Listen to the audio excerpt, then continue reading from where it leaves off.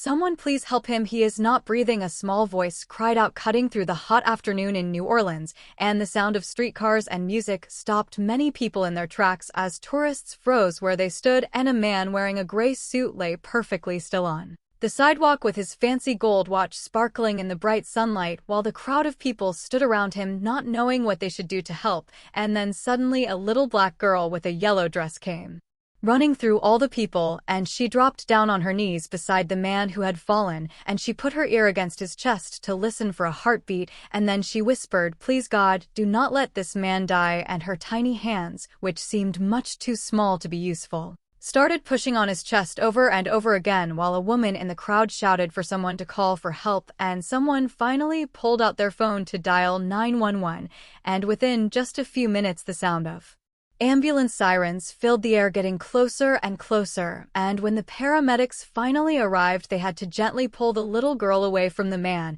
and one of them said to her, "He is safe now, sweetheart, you did a really good job," and she held onto the man's hand for one more second before the ambulance doors closed and took him away. And when William Carter opened his eyes again, everything around him was white, and he could hear machines beeping and humming, and his chest hurt badly, and his throat felt like sandpaper, and the smell of hospital cleaner hung heavy in the air, and a nurse appeared beside his bed and said, "Good afternoon, Mr. Carter, you had quite a scare today," and he cleared his throat trying to speak and asked what happened to me, and the nurse explained, "You fell down from being too tired and someone found you just in time and did CPR until we got there," and William's voice sounded shaky when he asked, "Who was it who saved me?" and the nurse paused for a moment and said, "I'm not really sure. The paramedic told us it was a little girl, maybe 6 or 7 years old, and a woman with her, but they did not stay very long, and we do not have any names or addresses for them," and William frowned, trying hard to remember what had happened. But all he could grasp were fuzzy images of a child's voice and sunlight and the feeling of someone holding his hand, and he asked the nurse, "Could you please find out who they were?" and she said gently, "I am afraid I cannot do that because the report only says it was bystanders who helped you, but you were very lucky." And William Carter was not the kind of man who liked not knowing things, because he had built huge companies by always chasing down answers, and now for the first time in many years a question felt personal to him instead of just being about business. And 2 days later, he was sitting in his hotel room at the Royal Orleans Hotel, looking out the window at the Mississippi River sparkling in the distance, and his assistant from New York, whose name was Michael Reeves, stood across from him holding a tablet computer, and Michael asked, "Do you really want to spend your money tracking down a stranger, sir?" And William said quietly, "Not a stranger, Michael, the person who kept me alive," and he leaned back in his chair, and you could still see how tired he was in his eyes, and he said, "Check the police records and hospital records from that day, because there must be witnesses or security camera videos or something that can help us find them." And Michael nodded and started typing right away and said, "Yes, sir, I will reach out to our local team down here." And by that evening a file arrived that was short and did not have everything, but it was revealing enough to make William's heart beat faster, and the report said there was a child named Emma Johnson who was 6 years old, and she lived with her mother, whose name was Lisa Johnson, in a neighborhood called the Lower Ninth Ward, and there was no father listed anywhere and no emergency contacts either. And William stared at the photo that was attached to the report, showing a smiling child wearing a faded school uniform, and she had the same eyes and the same little dimple near her lip that he remembered, and he could not explain why seeing this made him feel so emotional. But there was more information in the file, and a short paragraph under Lisa's name made his chest feel tight, and it said, "Former housekeeper fired from Carter Estate, Long Island, 2007 after accusations of wrong behavior with a guest." And William's fingers started shaking a little bit, because Carter Estate was his home and his past, and he had been that guest all those years ago, and he read the words again, feeling like he could not believe what he was seeing, because she had been fired because of that night, which he thought had ended quietly and been forgotten by both of them, and he had not known about any of this, because no one had told him, and his mother had taken care of all the staff issues after his father's funeral, and he had been too sad and broken to notice what was happening around him, and now guilt crawled up his throat like something bitter. And the next morning William drove himself to the Lower Ninth Ward, even though Michael told him it was not a good idea, and the old streets of New Orleans' poorest neighborhood looked nothing like the world William came from, with paint peeling off porches and kids playing barefoot in the dirt and music spilling faintly from a nearby church. And he parked his car across from a small apartment building that had cracked steps and a line of laundry hanging on the balcony fluttering in the breeze, and Lisa Johnson was right there hanging up clothes, and the moment she saw him her whole body went stiff. And she said, "Mr. Carter," in a voice that was flat and careful, and he said softly, "Lisa, I wanted to thank you for what your daughter did." And she crossed her arms and said, "You did not have to come all the way down here just for that." And he said, "I needed to because I did not know it was you until last night." And her face changed, and you could see a tiny flicker of pain passed through her eyes, and she said, "You should not have come here." And he hesitated, looking at her right arm where there was a faint scar that curved across her forearm just below her elbow, and it was thin and white and very old, and he remembered it now because there had been broken glass from that night years ago and a drop of blood on the piano keys, and his hand had been shaking when he helped her wrap it up, and he had forgotten everything else from that time, but not that scar. And he said quietly, "You still have the scar," and her jaw got tight, and she asked, "Do you remember that?"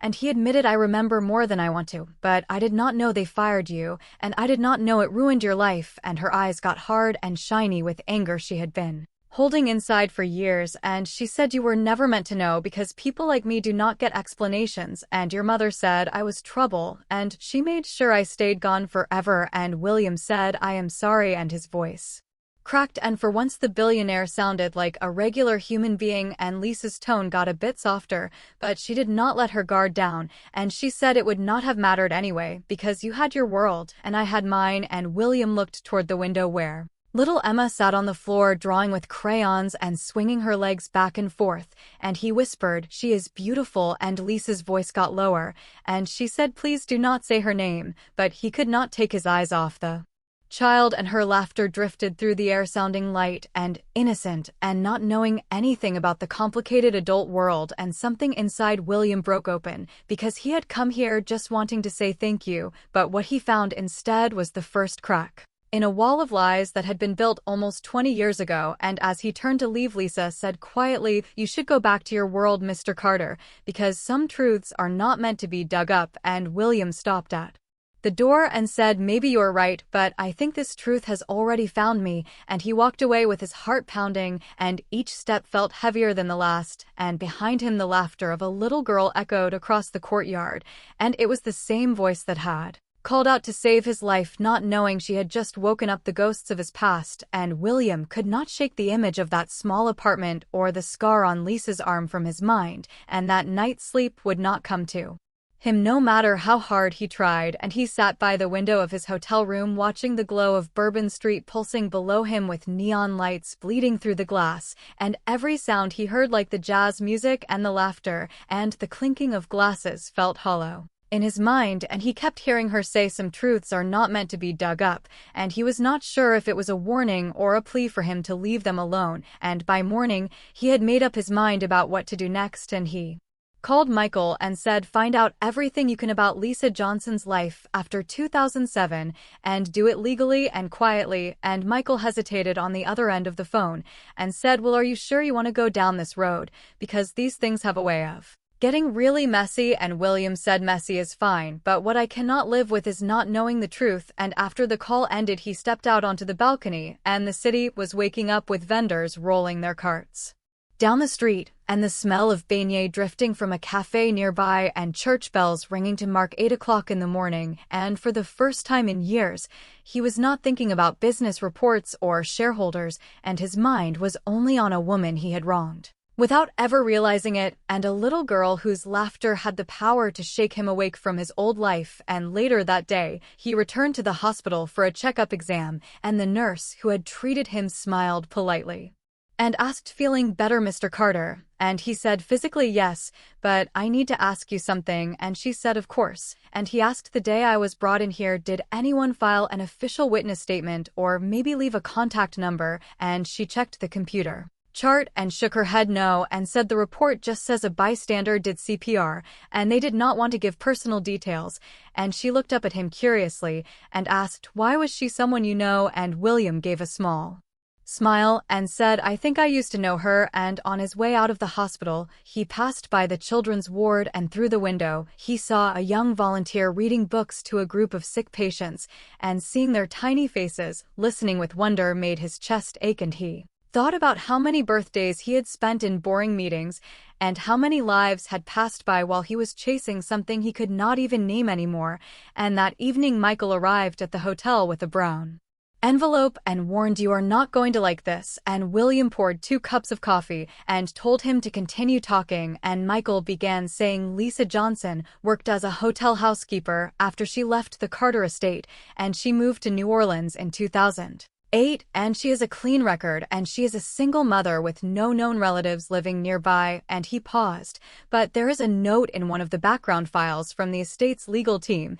and it says she was fired after an incident with a house guest, and there is no evidence she did anything wrong, but the guest's name has been blocked out, and William's jaw got tight, and he said, it was me, and Michael raised an eyebrow and said, you, and William said, yes, after my father's funeral I was completely lost, and she comforted me, and it was just one night, and I never saw her again after that, and Michael hesitated, and then said quietly, you think the girl might be yours, and William said, I do not know, but I need to find out the truth, and the air between them grew heavy with silence, and Michael closed the file and said, if you go public with this, it could cause a huge storm, and the media will twist everything, and William cut in and said, let them do it, because I have spent my life building walls made of numbers and contracts, and maybe it is time I built something human instead, and the next day William returned to the lower 9th ward, and he waited in his car near Lisa's apartment, watching the narrow street buzz with afternoon life, as kids rode bikes, and a woman sold gumbo from a cart,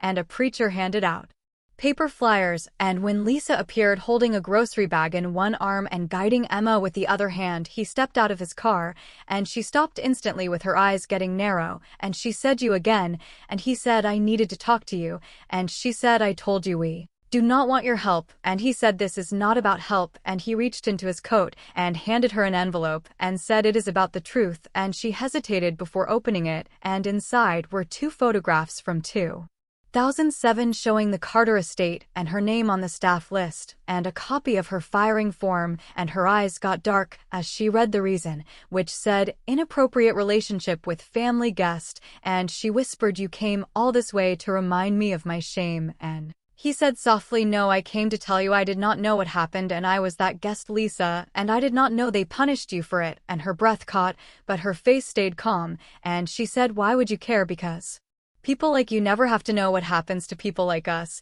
and he said, that is not fair, and even as the words left his mouth they felt empty, and she said, her voice cracking, fair, they took everything from me, my job, my home, my dignity, and I was only 22 years old, William, and you got to walk away and forget, and he said quietly, I did not forget, I just did not understand what it cost you, and Emma tugged on her mother's sleeve and said, Mama, who is he, and Lisa swallowed hard and said, just someone from a long time ago, baby, and William knelt down to look into the child's eyes and said, you are the bravest little girl I have ever met, and Emma smiled shyly and said, Mama says, we should help people even when they do not say thank you, and William said, your Mama is right, and his eyes looked back at Lisa's arm where the same faint scar ran across her skin, and for a moment the years fell away, and he was back in that house on Long Island watching her bandage herself with shaking fingers, and he said quietly, you still have it, that scar, and Lisa looked down at it like she was seeing it for the first time in a while,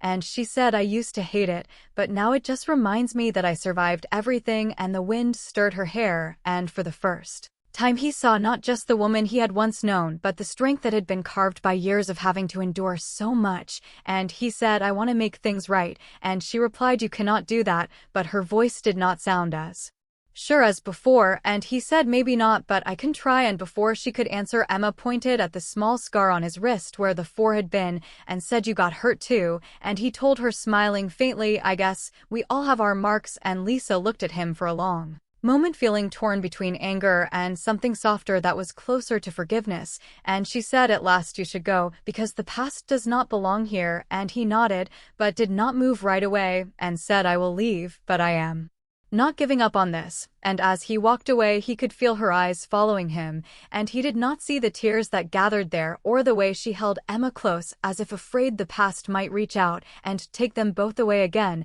And that night William sat alone by the river with the city lights dancing on the water, and for the first time he saw himself not as a man with power, but as someone who had been blind to the damage that his power had caused other people. And somewhere behind him in a small apartment across town, Lisa Johnson put her daughter to bed and stared at the scar on her arm, feeling the past stir after years of silence, and neither of them knew that the truth, which was still fragile and still buried deep, was already moving toward the light. And William woke up before dawn with his mind feeling restless and caught between guilt and something deeper like curiosity or maybe even longing, and the streets of New Orleans were still quiet and wrapped in a soft gray mist, and from his hotel balcony, he could see the river stretching out like a ribbon of smoke winding toward the Gulf, and he had never realized before how alive the city was before sunrise, with fishermen pulling in their nets and bakery trucks rolling down Chartres Street, and the sound of a trumpet practicing somewhere far off in the distance. And the world seemed cleaner at this hour and less heavy with judgment, and he poured himself a coffee and stared at his phone because his business instinct told him to let this go, since people from his world did not go digging into their pasts, because they just moved forward and wrote checks and buried guilt under layers of good deeds. But something about Lisa's eyes and that quiet strength would not let him rest, because she deserved more than silence, and Emma did too. And by 7 o'clock in the morning he was in his car driving toward the lower Ninth Ward again, but this time he did not stop in front of Lisa's apartment, and instead he parked near a small school on Claiborne Avenue where children were walking and holding backpacks, and there she was, Emma in her yellow dress with her little braids bouncing as she skipped through the gate, and she stopped to hand a flower to another girl who was crying, and the gesture was so natural and so pure that it made his chest ache with emotion. And he sat in the car where no one could see him and watched until she disappeared inside the school building, and then he looked down at his hands and whispered, "God, what am I doing here?" And he spent the next few days wrestling with that question as work emails piled up in his inbox, and his board of directors demanded updates and reporters still wanted interviews after his collapse. But he turned everything down, and his assistant Michael came knocking on his hotel room door one evening with concern written all across his face and said, "Well, you have got to get back to New York because you are losing ground and the board is getting nervous." And William said, "Without looking up, they will manage." And Michael pressed harder, saying, "Since when do you care about small-town life and mystery women?" And William's eyes lifted slowly, and he said, "Since a little girl gave me my life back." And Michael sighed and said, "Look, whatever this is, you need to be careful, because if the media finds out you are poking around in the past, especially with someone who used to work for your family, things could get ugly." And William said sharply, "Then let them find out, because I have lived enough of my life pretending that money erases sin." And the next morning, he decided to do something real, and he drove to the hotel where Lisa worked and waited in the lobby, blending into the background like any other guest. And when she stepped off the service elevator carrying a tray of linens, she froze at the sight of him and said stiffly, "Mr. Carter, I told you this is not your place." And he said, "I just wanted to talk for 5 minutes." And she said, "You do not understand what this could cost me." And he replied, "I already cost you enough, so at least let me apologize in person." And her lips pressed tight together, but she nodded toward a side hallway and said, "5 minutes." And they stepped into a small storage room filled with the smell of laundry detergent, and William spoke first, saying, "I read your file, Lisa, and I saw the firing report, and I know what they said about you."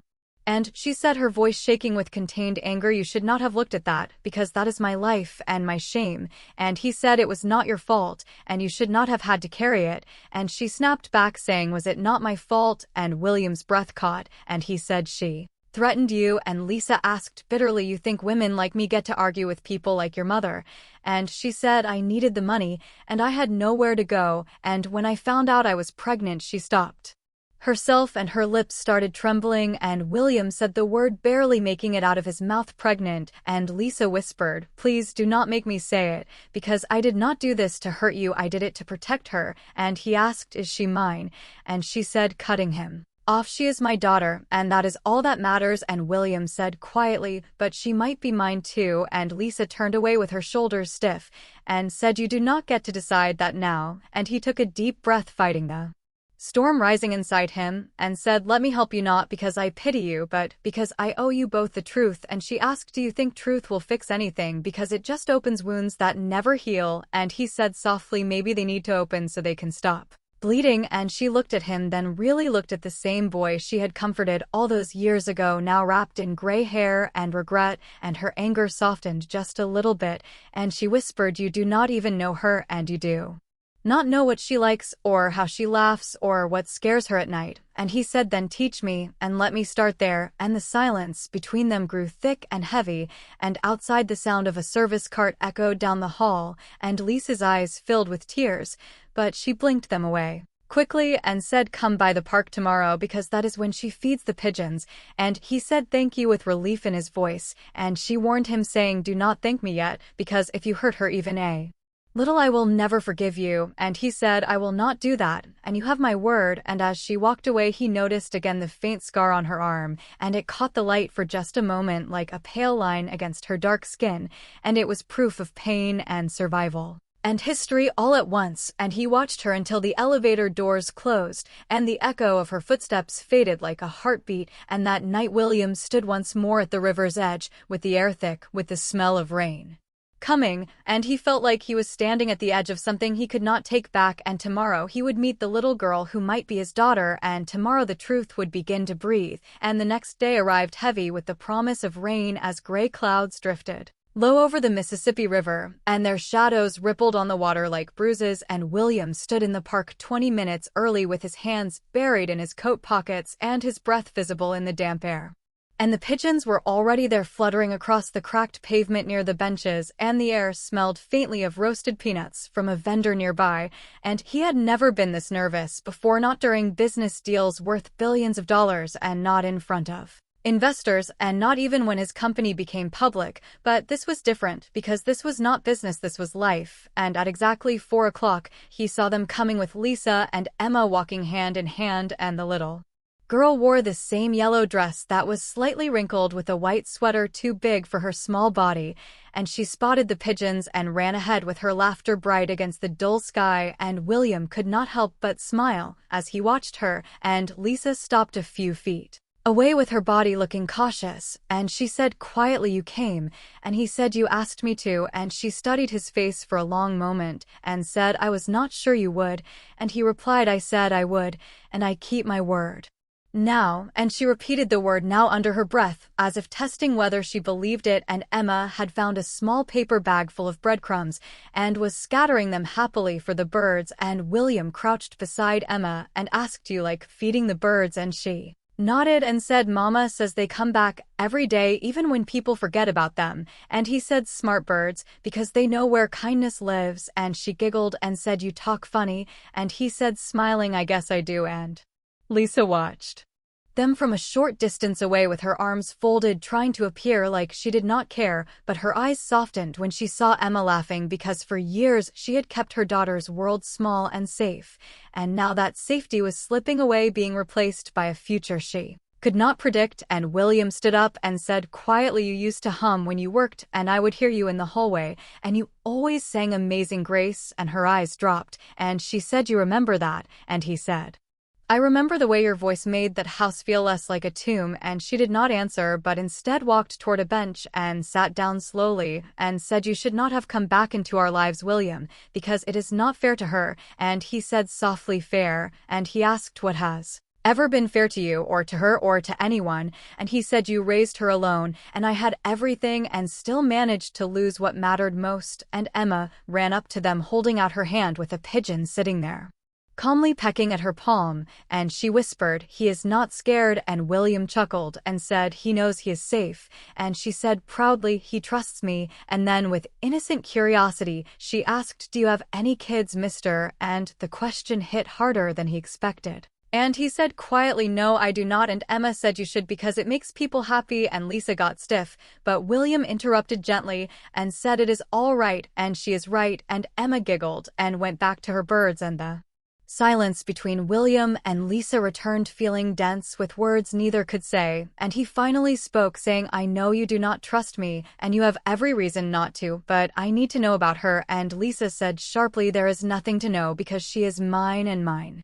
alone, and he asked the question barely coming out as a whisper, "Is she mine?" And Lisa turned toward him with her eyes flashing, and said, "You think a test will fix the past, or that knowing the truth will make you a father?" And he said, "No, but it is a start," and she looked away and said, "If you do this there is no going back." And he said, "I know, but I already cannot go back anyway." And for a long moment only the wind spoke, and then very slowly Lisa reached into her purse and pulled out a folded piece of paper and said, "I kept this, and it is a copy of her birth certificate, and there is no father listed." And she handed it to him and said, "If you still want to know, then do it the right way, quietly, with no press and no drama." And he said, "You have my word." And she said quietly, "You have said that before." And he accepted the paper with his fingers brushing hers, and the contact sent a quiet jolt through both of them that felt familiar yet foreign at the same time. And William said softly, "Lisa, if she is mine, I will not run from it." And she said, "You might not have a choice, because men like you never do, and the world decides for you." And he said simply, "Then I will change the world, at least hers." And she shook her head with a faint smile appearing despite herself and said, "You still talk like money can move mountains." And he said, "Sometimes it can, but this is not about money." And she stared at him for a long moment, trying to read whether he meant it, and finally she stood up and said, "I have to get her home." And he nodded and put the paper in his pocket and asked, "Can I see you again?" And she said, "We will see," and added, "For her sake, not yours." And he said, "I will take that," with a small smile. And Emma came running back with her palms covered in crumbs and said, "Bye, mister." And he said, "Goodbye, Emma, and thank you for saving my life." And she shrugged and said, "Mama says God did that, and I just helped." And William's throat felt tight, and he said, "You did more than you know." And as they walked away, he watched the little girl skip beside her mother with her laughter mixing with the distant sound of jazz floating from a passing streetcar, and he looked down at the folded paper in his hand, because the truth was no longer just an idea but something real and fragile and close enough to touch. And that night back at his hotel, he called Michael and said, "I need a private DNA test, and make it secret and fast." And Michael sighed and said, "Well, are you sure?" And William said, "I have never been more sure of anything in my life." And after hanging up, William stared out the window at the city lights, thinking that somewhere out there a little girl with his eyes was asleep, and she had no idea that her world was about to change forever. And he whispered to the night, "If she is mine, I will make it right this time, I swear it." And the envelope arrived 2 days later, and it was thin and plain and unremarkable, like the kind of envelope that could contain a bill or a dinner invitation. But William Carter felt his heart pounding as he turned it over in his hands, because inside were the test results, and he had told himself he would wait and that he would open it when he was calm. But calm had become a stranger to him, and he broke the seal, and his eyes moved quickly over the page past the technical words and identification codes and reference numbers until he found the line that mattered, which said probability of being the father 99.98%, and his knees went weak and he sank into the chair by the window with the letter shaking in his hands, and he whispered, "Emma is my daughter," and the words echoed in his mind, feeling like both a miracle and a punishment, because for years he had convinced himself he was not the kind of man who needed a family, and that work was enough, and that loneliness was simply the price of success. But now, sitting in that quiet room, he realized he had been living only half a life, and somewhere in a small apartment in the lower Ninth Ward the other half had been laughing and dreaming and growing without him. And by noon he was in his car again, driving through the narrow streets toward Lisa's building, and he practiced the conversation in his head, but every version ended the same way, with silence. And when he arrived, Lisa was outside watering a row of potted plants on the porch, and she looked up with her face looking worried and said, "You should not keep coming here, because people talk." And he said, "I do not care what they say." And he handed her the envelope and said, "I got the results." And her face went pale, and she said, "You did it without asking me." And he said, "I did ask you quietly." And she replied, "I said quietly, I did not think you would actually do it." And she stopped talking mid-sentence when she saw the look in his eyes, and she took the envelope from his hand and opened it and read the page, and her lips opened and then closed again, and the silence stretched between them like a tight rope, and she whispered finally, "So it is true, and she is yours." And he corrected her, saying, "Ours." And she laughed softly but bitterly and said, "You say that like it is simple." And he said, "It is simple because she deserves to know the truth." And Lisa's voice rose sharp with fear, and she said, "You think truth fixes everything?" And she asked, "What happens when people find out who her father is with a billionaire and a maid, and they will turn it into gossip and into a story that does not belong to her?" And he said, "Then I will protect her." And she shot back, saying, "You could not protect me." And the words hit like a slap across his face, and William flinched and said quietly, "You are right, but I can try to protect her now." And Emma's laughter floated out the open window, cutting through the tension, as she was singing something about sunshine and angels, and the sound made Lisa's shoulders drop, and she said softly, "She does not know, and she just thinks you are the nice man from the hospital." And William said, "Then let me stay that for now, and I will not tell her until you are ready." And Lisa studied him for a long moment, with her eyes searching his face for any hint of lying, and finally she nodded once and said, "She will ask questions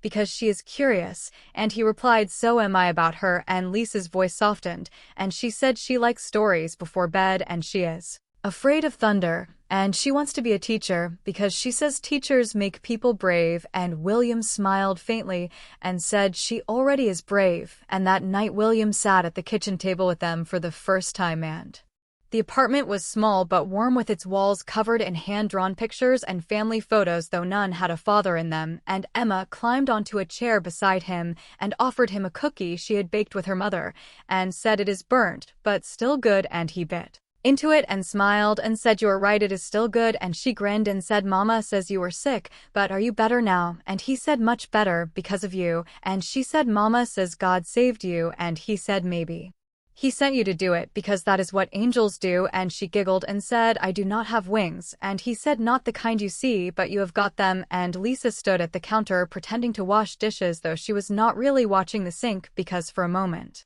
she allowed herself to see the picture they made with her daughter smiling and the man beside her listening like the world depended on every word. But then the memory of 2007 returned like a chill, with his mother's voice and the threats and the shame, and it was too easy to forget how fragile peace could be. And after dinner, when Emma had gone to bed, William turned to Lisa and said, "I want to help financially, yes, but more than that, I want to be part of her life." And she said softly, "She is not a project, William, and you do not get to invest and expect returns." And he said, "That is not what I mean." And she asked, "Then what do you mean? Because you have a world of power and money, and I have this." And she gestured around the small apartment and said, "I have built something steady, and it may not be perfect, but it is safe." And he said, "Safe is not the same as whole." And he said, "You think she does not notice the empty chair at school events, or the way the other kids talk about their dads, because she deserves the truth." And Lisa asked, "And what happens when that truth turns into headlines?" And she said, "You think people will see her as your daughter, or just as your mistake?" And he fell silent, and she sighed and leaned against the counter and said, "You do not know what it is like for girls like her, because half the world has already decided who she is without ever meeting her." And she said, "You showing up could make it worse." And he said, "Or it could make it better and give her something no one can take away, which is a name and a family." And Lisa's eyes filled with tears, and she said, "You really believe that?" And he said, "I have to, because if I do not, then all the things I built mean nothing." And she turned away with her voice almost a whisper and said, "You can see her again, but no promises and no press and no grand gestures, and just be there, and that is all I will allow." And he nodded and said, "That is more than I deserve." And she said, wiping her eyes, "You are right, but maybe it is what she deserves." And he stood up and stopped at the door and said, "Thank you." And she said, "Do not thank me yet, because you still have to earn it." And as he stepped into the night, the rain finally began to fall, soft and steady and cleansing, and he tilted his face upward, letting it wash over him. And for the first time in his life, the storm did not scare him, because it felt like the beginning of something pure. And the following morning, sunlight poured into the narrow apartment through thin curtains that could not quite hold it back, and the air smelled faintly of coffee and cinnamon toast. And Lisa stood at the stove with her hair tied up, moving quietly so as not to wake Emma, and for the first time in years her home did not feel entirely like hers, because William Carter sat at her small wooden table sipping coffee from a chipped mug that said New Orleans Jazz Festival 2014, and he looked out the window, watching a group of neighborhood kids chase a soccer ball down the street. And the scene was simple and ordinary, but to him it felt almost special, and Lisa said, without turning around, you do not have to sit there like a guest, because you can eat, and he replied, I am fine because it has been a long time since I had a breakfast that did not come from a hotel tray, and she glanced over her shoulder and said, maybe that is the problem with too many silver spoons and not enough burnt toast, and he smiled faintly, and she placed a plate of eggs in front of him and said, eat before it gets cold, and he thanked her and then hesitated, watching her move around the kitchen because there was a quiet rhythm to her movements and an ease that did not exist in the world he came from, and she lived by small habits like coffee first and a whispered prayer and a glance at the window to check the weather, and she had built her life like a fortress out of routine. And William asked, is she still asleep? And Lisa said she stayed up reading because that girl loves books and she wants to be a teacher one day. And he said softly, that is a good dream, and you helped her with that. And she said, no, I just gave her stories when I could not give her much else. And they fell silent for a moment with the sound of the city creeping through the window, like buses groaning and street vendors shouting and the faint notes of a saxophone in the distance. And Lisa asked suddenly, what is your plan, William? Because I cannot have you coming in and out of her life when you feel guilty. And he said, I am not here out of guilt. And she asked, then why are you here? And he said, simply because she is my daughter. And Lisa froze with her hand resting on the counter and said, you cannot just say that like it is a decision you made overnight. And he said, I did not decide it, I discovered it, and now I have to live it. And she said, living it means sacrifice, and it means being here when it is hard, not when it is convenient. And he said, then I will be here even if it costs me everything else. And she turned with her eyes meeting his and said, do not make promises you cannot keep. And he sighed quietly, I have kept worse promises, and this one I will keep. And Emma's voice broke the tension as she called out, Mama, is Mr. William having breakfast with us again? And she stood at the doorway with messy hair holding a worn stuffed rabbit, and Lisa said lightly, if he behaves. And Emma grinned and climbed into a chair beside William and said, I told Mama you would come back. And he said, smiling, you did? And she said, yep, I said maybe you do not have wings, but you are kind like angels. And Lisa laughed, and William said, your mama has a beautiful laugh, and she does not do it enough. And Lisa rolled her eyes and said, eat your food before it gets cold, both of you. And after breakfast, Emma dragged William to the small living room, and she showed him her drawings, which were crayon pictures of birds and rainbows, and one of a tall man holding hands with a woman and a child. And she said proudly, that one is my family. And William's heart skipped a beat, and he said, it is beautiful, and asked, who is the man? And she said, just a friend, but maybe one day God will send us someone nice like that. And he swallowed hard and said, maybe he already did. And Lisa overheard this with her expression softening despite herself, because for the first time the idea did not fill her with fear, it just made her tired. And she said, glancing at the clock, we have to go because I am late for work. And William stood and said, let me drive you. And she said, I can manage. And he said, I know, but maybe you do not have to. And the drive to the hotel was quiet, with the city rolling by, colorful and imperfect and alive. And Lisa stared out the window and said, people will notice if you keep coming around. And he said, let them. And she said, you do not understand, William, because the last time people noticed me, it cost me everything. And he said, that was my fault, and this time it will be different. And she shook her head and said, you still think you can fix things with willpower and money? And he said, no, but I can use them to protect you. And she asked, protect me from what? And he hesitated and said, from the world and from people who think they know the story. And she turned to look at him and asked, and what story is that? And he said, the one where a rich man sins and a poor woman pays for it. And Lisa looked away and said, you cannot rewrite what is already written. And he said quietly, maybe not, but I can write the next chapter. And when they reached the hotel, Lisa opened the door quickly, wanting to escape the weight of the conversation, and said, thank you for the ride, and added, if you want you can pick Emma up from school later, because she would like that. And he asked, you are trusting me with her? And she said, I am trusting her with you, because she has good judgment. And she stepped out and walked away without looking back. And that afternoon William found himself standing outside the school gates, waiting with the other parents, and it felt strange, because he was a billionaire surrounded by regular people chatting about homework and bake sales, and when Emma saw him her face lit up and she shouted you came and ran toward him, and he said of course I keep my promises and lifted her into his arms and she laughed and held on to him tightly, and in that moment the world felt impossibly small, as if all his years of loss had led to this simple joy. And as they walked home, she told him stories about her teacher and her friends, and the pigeon she had named Mr. Fluff, and her words tumbled out like music. And for once he did not think about the past or the future, he just listened. And when they reached the apartment, Lisa was waiting by the door, and she looked at them, at Emma's glowing face,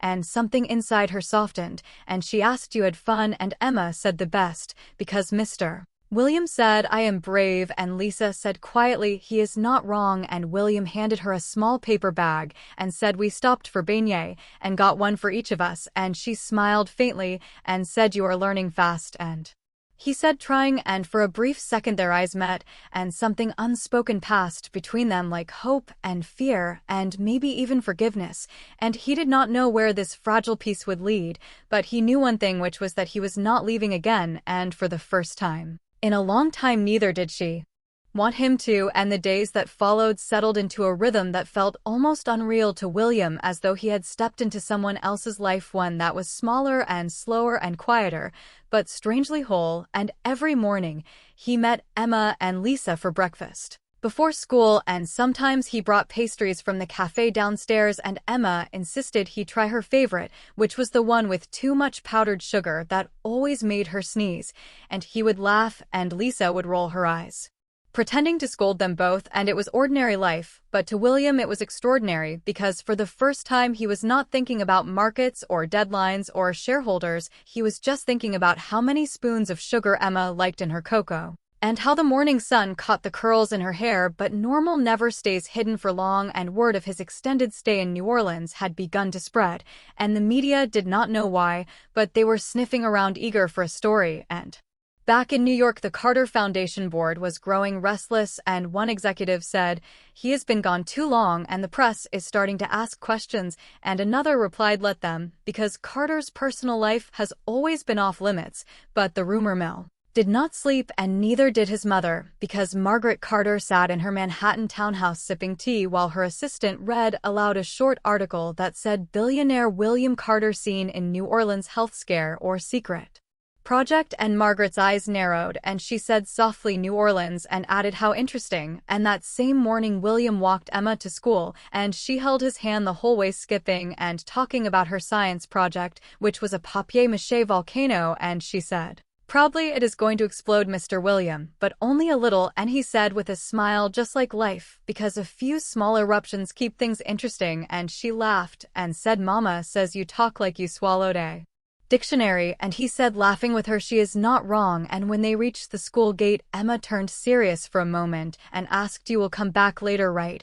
And he said, "Of course, you keep being brave, and I will be here." And she smiled and kissed his cheek and ran off, and he stood watching her until she disappeared inside, then turned and found Lisa waiting near the corner, and she said, though there was no real anger in her voice, "You did not tell me you would walk her." And he said simply, "You looked tired and I wanted to help." And she said, crossing her arms, "You cannot fix everything by showing up." And he said, "No, but I can start there." And she sighed and said, "You really do not know when to quit, do you?" And he said, "Not when it comes to her or you." And for a moment they just looked at each other, and then Lisa spoke softly, saying, "You do not know the world I live in, William, because I have rules here and neighbors who talk and people who judge, and you come around too often and they will start asking questions." And he said, "Let them, because we have lived too long under lies." And she said quietly, "Lies protect people sometimes."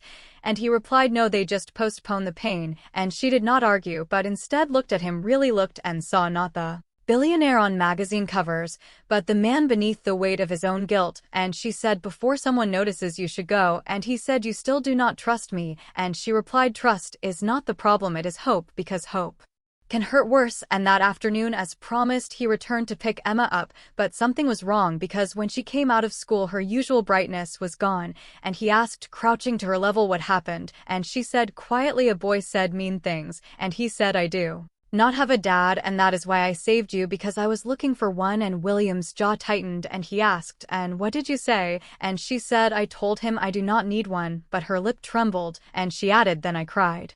And he took her small hand and said, come on, we will get ice cream. And they sat on a bench near the park with the afternoon sun painting the city gold. And he said gently, Emma, you do have a dad, you just do not know him yet. And she asked, licking her ice cream cone, what is he like? And he said quietly, he is learning, because he made a lot of mistakes, but he is trying to fix them. And she asked, does he love his little girl? And he said, more than anything. And she smiled, satisfied with the answer, and leaned her head on his arm and said, then he is a good daddy. And he swallowed the lump in his throat. And when they got back, Lisa was waiting at the door with worry written on her face. And she said, you are late, but her tone softened when she saw Emma smiling, and Emma said, grinning, we got ice cream. And Mr. William said, my dad loves me. And Lisa's eyes flicked to William, sharp and unreadable, and she said softly, did he? And Emma said, yeah, he said it, and ran off to put her backpack away. And the moment the door closed, Lisa turned to him and said, you cannot say things like that. And he said she was hurting and I could not lie to her. And she said, you do not understand, because once she starts believing. And he interrupted, saying she should believe because she deserves to. No, love is not a lie. And she asked, do you think love fixes everything? And he said, no, but it is a start. And she stared at him, shaking her head, and said, you do not belong in our world, William, not like this, because you cannot just step in and call yourself family. And he said, I do not need a title, I just need a chance. And she said bitterly, a chance? And do you know how many chances people like me get? And she said, one, and when we lose it we do not get another. And he said quietly, then take mine and let me share it. And before she could respond, Emma's laughter echoed from the back room, sounding too pure to ignore, and Mary turned toward the noise with her expression softening despite herself, and she said, she is happy, and that is what scares me. And he asked why, and she whispered, because happiness never lasts, not for people like us. And William stepped closer and said, maybe it can if we stop running from it. And she looked at him for a long moment with eyes shimmering with something she refused to name. And she said, finally, go home, William, because you are already too deep. And he nodded slowly, but as he stepped into the hallway he knew he could not leave, not yet. And that night he stood once more by the river, watching the lights shimmer on the dark water, and he took out his phone and typed a message to Michael saying, I need protection for 2 people in New Orleans, quietly with no attention. And Michael replied within minutes asking, who are they? And William's response was simple, saying, my family.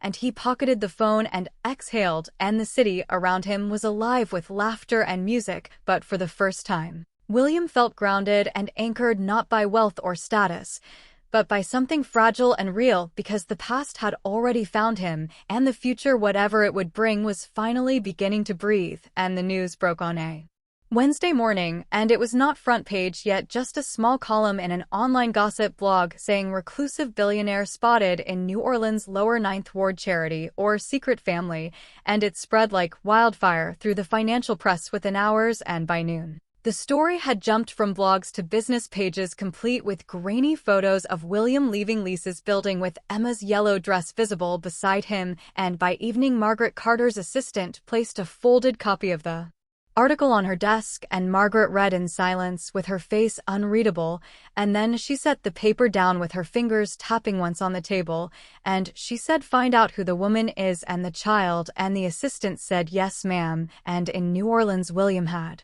not seen the story yet, because he was at the park with Emma helping her finish her science project, and she was carefully gluing a strip of red paper onto her volcano model with her tongue poking out in concentration. And he said, gently, careful, because too much glue and it will not erupt right. And she said, grinning, I know, and you are bossy. And he said, so I have been told. And she asked, by who? And he said, pretty much everyone. And Emma laughed with the sound bright and full and said, Mama says you talk fancy, but you're nice. And he said, your mama is smarter than me. And she said, innocently, she says that too. And he could not help but laugh. And when Lisa arrived from work, her smile faded as soon as she saw the tension in William's face, because he had just checked his phone and found his inbox flooded with messages from his PR team. And she asked what happened, and he handed her the phone, and the headline glared up at her, and she read it once, then twice, with her hand trembling, and she Whispered they found us, and it is already spreading, and Emma looked up and asked Mama what is wrong, and Lisa forced a smile and said nothing baby, go wash up for dinner. And when the girl disappeared inside, she turned to William and said, her voice shaking, you promised, and you said no press and no attention, and he said I did not call them, and someone must have followed me, and she snapped, someone always follows people like you, and now they will follow us, and he said I can handle it, and I will protect you, and she laughed bitterly and said, protect me because you do not understand, and you cannot buy silence here, and once they smell scandal they will tear us apart, and he said then we go public and we tell the truth before they twist it, and she said sharply no, because if you do that they will drag me through the mud again, and they will call me names, and they will call Emma worse, and he stepped closer lowering his voice, and said Mary, hiding will not save us anymore, because you have been carrying this alone for too long, and she said, and you think standing beside me will make it better, and she said a white billionaire and his black housekeeper, and you think that story ends well in this country, and he flinched at her words, but did not look away, and said maybe it is time we stopped caring how it ends, and maybe it is time it starts right, and she shook her head fighting tears, and said you do not know what you are asking, and he said yes I do, because you asked me once if I could keep a promise. And let me keep this one for her. And later that night when Emma was asleep they sat together at the small kitchen table with the dim lamp casting warm light over their tired faces, and Lisa said quietly, they will come for us with the reporters and the questions and the pity, and William said then we answer them on our terms, and she said there are no terms for people like me, because you forget, William, when they talk about us it is not our story anymore, and he looked at her for a long moment, then took her hand gently and said then we make it ours again, and she did not pull away this time, because for the first time since he had walked back into her life she allowed herself to feel the quiet strength in his touch. And the next morning the first camera crews appeared outside her building, and the neighborhood buzzed with whispers, and a few neighbors stood on porches watching, and Lisa tried to leave for work, but was met by a reporter who asked, Miss Johnson, is it true your daughter is the billionaire's child? And she froze, and William stepped in front of her with his voice calm but firm, saying you are trespassing, and leave now. And the reporter said eagerly, Mr. Carter, can we get a statement? And he said not today, and ushered Lisa and Emma back inside, and once the door was shut he turned to her and said, we cannot stay here, and she said, her voice trembling with anger and fear, I told you this would happen. And he said, we will find somewhere safe, because my mother has property outside the city. And she interrupted, laughing harshly, saying, your mother, the same woman who ruined my life, and you want to take me there? And he hesitated and said, she does not know yet. And Lisa said she will, and when she does she will come for us. And he said then let her, because I am not running from her anymore. And Lisa leaned against the wall exhausted and said, you do not get it, because you were born into protection and I was born into survival, and I cannot afford to believe this ends with peace. And he said gently, it can if we face it together. And she looked up at him then with eyes full of fire and fear and said softly, you think this is about us, but it is not, because it is about her, and everything I have done and every lie I have told was to protect her from this exact world you are dragging us into. And he stepped closer lowering his voice and said, then let me be the one who shields her this time. And she whispered, you cannot shield her from who she is. And that night as Emma slept between them on the couch after crying herself to exhaustion, Lisa sat beside William in silence, because the noise outside had faded and the reporters had left for the night, and she whispered, she does not deserve this. And he said, neither do you. And she shook her head and said, I stopped believing in fairness a long time ago. And he looked at her with eyes soft but steady and said, then maybe it is time you saw it again. And she glanced down at Emma's sleeping face and said, she is all I have, William, so do not make me lose her. And he said, you will not, and I promise. And outside thunder rolled across the sky with the first drops of rain tapping against the window, and William reached out with his hand resting over Lisa's, and he said quietly, tomorrow we tell our story together. And Lisa did not answer. She just watched the rain and whispered, God help us. And the rain had not stopped all night, and by morning the street outside Lisa's apartment was slick with puddles, and the news vans were still parked at the corner with their antennas rising like skeletal arms against the gray sky. And William watched them from the window with a knot tightening in his chest, because he had faced boardroom wars and political scandals and financial collapses. But this was different, because this was not Business. This was blood and truth and consequence, and Lisa stood behind him with her arms folded and her eyes were tired with dark circles blooming under them, and she asked, "Do you really think you can fix this?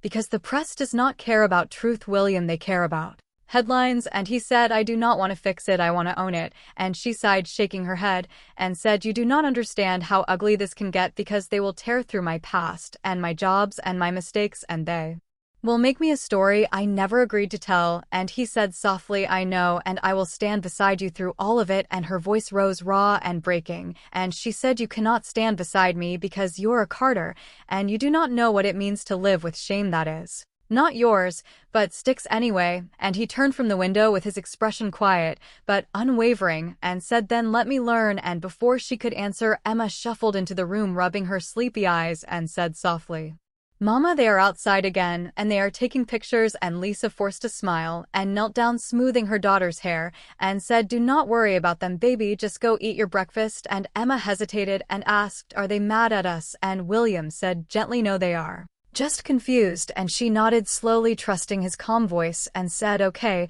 and then disappeared into the kitchen. And Lisa straightened with her voice trembling, and said, "She is 6 years old, William, and she does not deserve this." And he said, "I know, and that is why I called a press conference." And her head snapped toward him, and she said, "You did what?" And he said quietly, "This afternoon downtown, because I will face them, not you." And she cried, "Do you even hear yourself? Because once you stand there, you will make it real, and you will give them permission to dig deeper." And he said softly, "Lisa, it is already real, and I am not hiding her, not anymore." And her lips trembled, but she said nothing, because the silence between them stretched until Emma's laughter drifted from the kitchen, soft and innocent, cutting through the tension like a knife. And Lisa whispered, "Please do not do this." And he said, "I have to." And when he left, the reporters surged like a wave, shouting questions and snapping photos, but he said nothing. And he climbed into his car and drove through the rain-slick streets toward downtown, with every heartbeat echoing louder than the thunder. And by noon, the press conference was live on every major network, and the crowd filled the small conference hall of his company's New Orleans office, with cameras clicking and microphones waiting. And William stepped up to the podium, looking out over the sea of flashing lights and restless faces, and he cleared his throat and said, "Good afternoon. I know there has been speculation about why I have been in New Orleans and about the people you have seen with me." And murmurs rippled through the crowd, and he continued, saying, "What you do not know is that 17 years ago my family made a decision that destroyed someone else's life, and a woman named Lisa Johnson was dismissed from her job at our estate because of a mistake I made, and a mistake that changed both our lives forever." And the room went still, and he took a deep breath and said, "She is a good woman, strong and kind, and she raised her daughter Emma with grace and courage, which are qualities she did not learn from me, but perhaps I am learning from her now." And a reporter shouted, "Are you admitting the child is yours?" And William looked straight into the camera and said, "I am saying the child is my daughter, and I am proud of her." And the room erupted with questions and flashes and noise, but he kept his gaze steady and his voice calm and said, "This is not a scandal, this is family, and you can write whatever you want about me, but leave them out of it, because they have already paid more than I ever have." And he stepped away from the podium before anyone could stop him, and back at the apartment, Lisa watched the live broadcast on a small television with her hand covering her mouth, because she expected anger and exposure and humiliation. But what she heard instead was truth that was unpolished and unapologetic. And Emma sat beside her, swinging her legs, and whispered, "Mama, why are you crying?" And Lisa wiped her eyes quickly and said, "Because he finally said something right." And when William returned that evening, the cameras were gone, and the world outside had shifted to something stormy but quieter, and inside the apartment glowed with the soft light of a single lamp. And Lisa stood by the window waiting, and she said, "You really did it, and you stood in front of the world and told them." And he said, "I told them what they should have known all along, that she is not a secret, and she is my daughter." And she stared at him with disbelief and relief warring in her eyes, and asked, "Do you realize what you have done?" And he said, "Yes, for once in my life I did something right." And he looked toward the hallway, where Emma's laughter echoed faintly as she hummed to herself, drawing something with crayons. And he said softly, "She is brave because of you, but maybe now she will know she does not have to be brave alone." And Lisa's eyes filled again, because she wanted to fight him.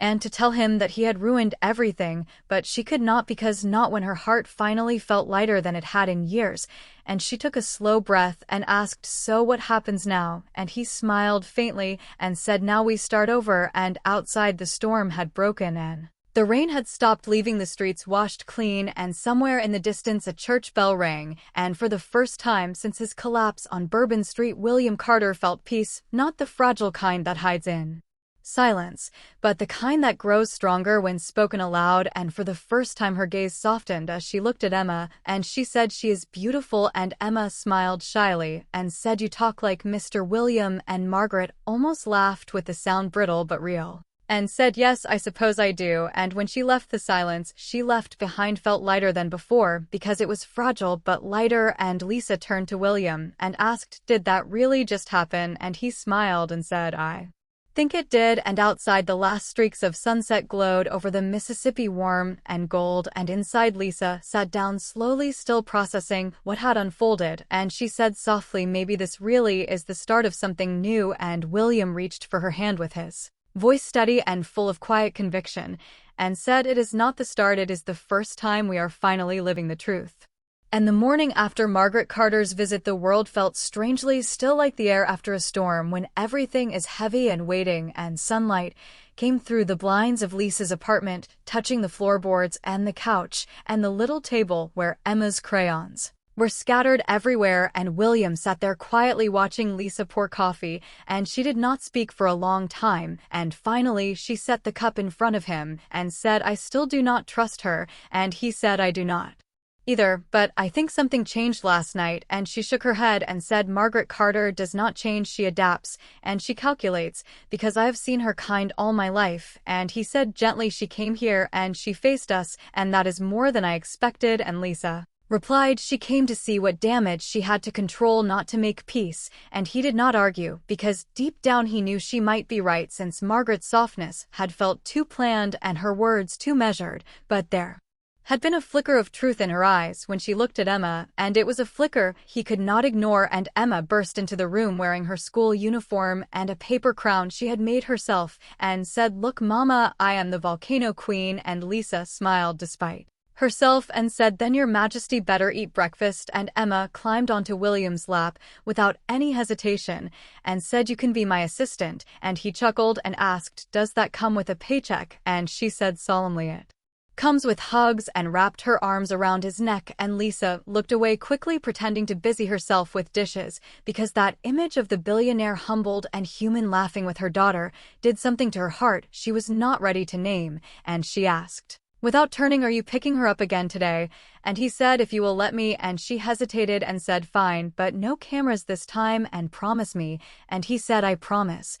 But the cameras did not ask for promises, because by afternoon the story had grown, and the tabloids called Emma the billionaire's secret daughter, and talk shows talked about inheritance and race and redemption, and some hosts defended him while others mocked him, and one headline read, "Carter Scandal Housekeeper or Heroine." And Michael called from New York again, saying, "Well, it is everywhere, and the board is panicking, and investors are threatening to pull out unless you address this publicly again on record with legal statements." And William said, "I already spoke my truth." And Michael said grimly, "Then prepare for war, because your mother is already talking to the lawyers." And when the call ended, William sat in the parked car outside the school, staring at the gate, because the noise of children laughing usually calmed him. But today it just made him ache. And he caught sight of Emma running toward him with her backpack bouncing, and she waved and ran straight into his arms and said proudly, "I got an A on my project, and Mama said we can celebrate tonight." And he said, forcing a smile, "That is great news, and you are amazing." And as they walked home, she looked up at him and asked, "Mr. William, are people still mad at us?" And he said softly, "Some are, but most people do not even know what they are mad about." And she thought for a moment and said, "Mama says sometimes people just need love louder than their hate." And he smiled and said, "Your mama is right again." And she said, "Then maybe you can love louder because you are big." And he laughed, but her words struck something deep inside him, because love louder he had spent his life speaking in numbers and in deals and in statements that silenced, but maybe now it was time to speak in something that healed. And that night the peace shattered, because around 8 o'clock there was Another knock at the door that was louder this time and insistent, and Lisa opened it to find a tall man in a dark suit holding a briefcase, and he asked Miss Johnson, and she said yes, and he said, I am representing the Carter family's legal office, and Mrs. Carter has instructed me to deliver this. And he handed her an envelope and left without another word, and Lisa stared at it, then handed it to William, who had come to the door, and inside were legal documents with custody inquiries and inheritance clauses and a non-disclosure agreement, and Margaret's signature was stamped at the bottom, and Lisa said bitterly she wants control even now, and William read in silence and said finally she is not taking Emma, and Lisa replied she does not have to take her, she just has to scare us, and he met her eyes and said she is not scaring me, and Lisa sat down heavily on the couch and said you do not understand, because this is how people like her win, not with love, but with paper, and William took a deep breath and sat beside her and said then we will fight on paper too, and she said quietly she will destroy you, and he said she already tried once and it did not work, and Lisa's voice softened and she asked, and if she wins this time, and he looked toward the hallway where Emma's laughter drifted faintly as she sang to herself in her room, and he said then she will have to go through me first, and Lisa looked at him with her anger fading into something more fragile, and said you really mean it, do not you? And he nodded and said I have spent my life running from my past and protecting the Carter name, but for the first time I have something worth protecting for real, and she exhaled shakily and said I never asked for any of this, and he said I know, but maybe it is time you got what you deserved anyway. And she looked down at the letter again, then back at him, and said if we do this, and if we fight her, you cannot go halfway, and you cannot walk away when it gets ugly, and he said I will not, and for the first time since he had collapsed on that street, Lisa reached out and took his hand, not out of pity but out of shared strength, and she said then we fight, and he squeezed her hand gently and said together Lisa, and outside lightning cracked across the Louisiana sky, followed by the slow rumble of thunder, because the storm was coming again, not of rain this time, but of consequence, and for once William Carter did not dread it, because for the first time in his life he had something worth standing in the storm for, and the storm arrived before dawn, shaking the windows and filling the streets with the steady roar of rain, and inside the apartment William lay awake on the couch staring at the ceiling, because every flash of lightning lit the room like a confession, and he could hear Lisa moving in the kitchen with her steps light but restless, and when he sat up she was already dressed for work with her uniform pressed and her face tired,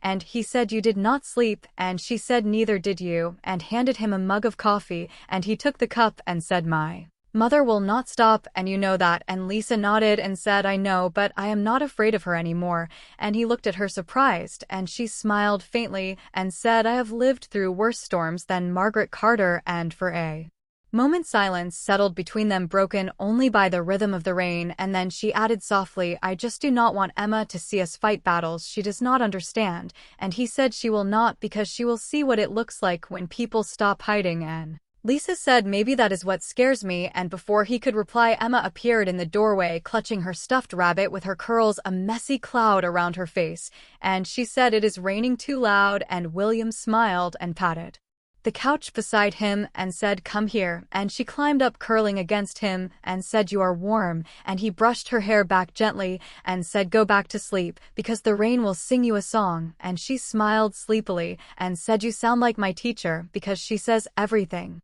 has a rhythm, and he looked at Lisa and said she is right, and Lisa watched them for a long moment before finally saying I will be late if I do not go now, and William offered I will take her to school, and Lisa hesitated and said if you do keep your head down with no interviews and no pictures and promise, and he said I promise, and after she left the apartment felt quieter but heavier, as if the air itself knew something was coming, and by midday Michael called again with his voice urgent, saying well you need to listen carefully, because your mother's lawyers filed an emergency petition with the court this morning, and she is demanding custody review on the basis of emotional problems and unsuitable environment, and William's stomach turned cold, and he said she is trying to take my daughter, and Michael said she is trying to take control of everything, and if the judge grants a hearing it will not just be about Emma, it will be about your legacy and your company, and Your reputation, and William said, I do not care about my reputation, but she is not taking Emma, and Michael replied, then we have to act first, and we will file a counter motion,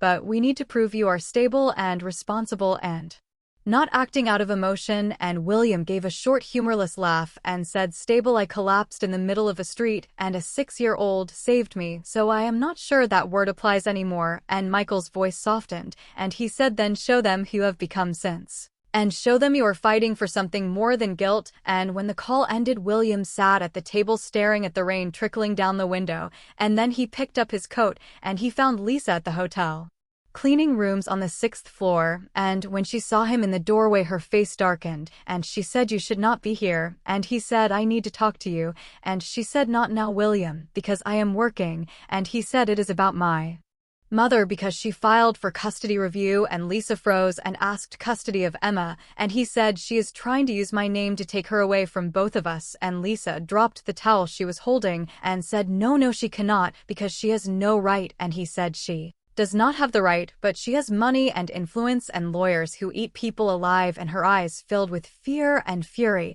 and she said, I will not let her take my child, and he said firmly, you will not have to, because we will fight this together, and she stared at him trembling and said, you do not understand, William, because the system was never made for women like me, and I have seen how it works, and I have seen what happens when rich people want something they cannot buy because they just take it, and he stepped closer and said, then let them try, because I will stand beside you, and she looked up at him with tears welling and said, you cannot protect us from everyone, and he said, I can protect you from her because I have too, and Lisa sank onto the edge of the bed she had just made and said, you think love is a shield, but sometimes love makes you a target, and he knelt beside her with his voice low and said, maybe, but if that is true, then I will be the one who takes the arrows, and for a long moment she said nothing, and then she whispered, if she wins I will lose everything, and he said quietly, she will not win, because this time the truth is on our side, and that evening as the rain finally eased, William and Lisa met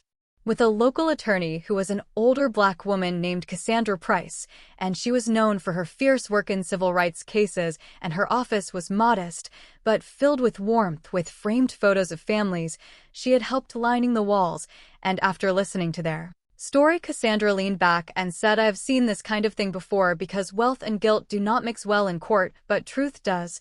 And she asked, you say she is your daughter, and William said yes, the DNA test confirmed it, and Cassandra said, then we start there, because no matter how much money your mother has, no judge will take a child from her mother unless there is proof of neglect or abuse, and from what I can tell, this child has got more love than most kids with 2 parents. And Lisa exhaled shakily and asked, you really think we can win? And Cassandra smiled and said, I do not think I know, but you both have to stand firm with no secrets and no shame, and William nodded and said, we are done hiding, and Cassandra looked between them with her expression softening and said, then you have already won half the battle. And that night back at the apartment, Lisa tucked Emma into bed while William sat quietly at the table, and when she came out her eyes were tired but steady, and she said, Emma asked if we are all going to live together one day, and William looked up and Lisa said softly, and I told her maybe, because maybe is all I can promise right now, and he nodded slowly and said maybe is enough, and Lisa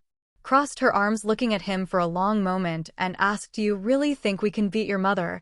And he said, honestly, I do not know, but I do know one thing. And she asked, what is that? And he smiled faintly and said, for the first time in my life I am fighting for something that matters. And outside the rain had stopped and the air was clean and still heavy with the scent of wet earth and magnolia, and inside for the first time peace did not feel like surrender, but it felt like defiance, and the morning sun broke through the clouds like a promise the world was not sure it could keep, and the city gleamed wet and gold with the streets reflecting the light like rivers of glass, and William stood on the balcony of his hotel watching people move below as street vendors set up and children walked to school and a trumpet player practiced a slow mournful tune, and it should have been a peaceful scene, but peace for William Carter had become a fragile thing that was always moments from breaking.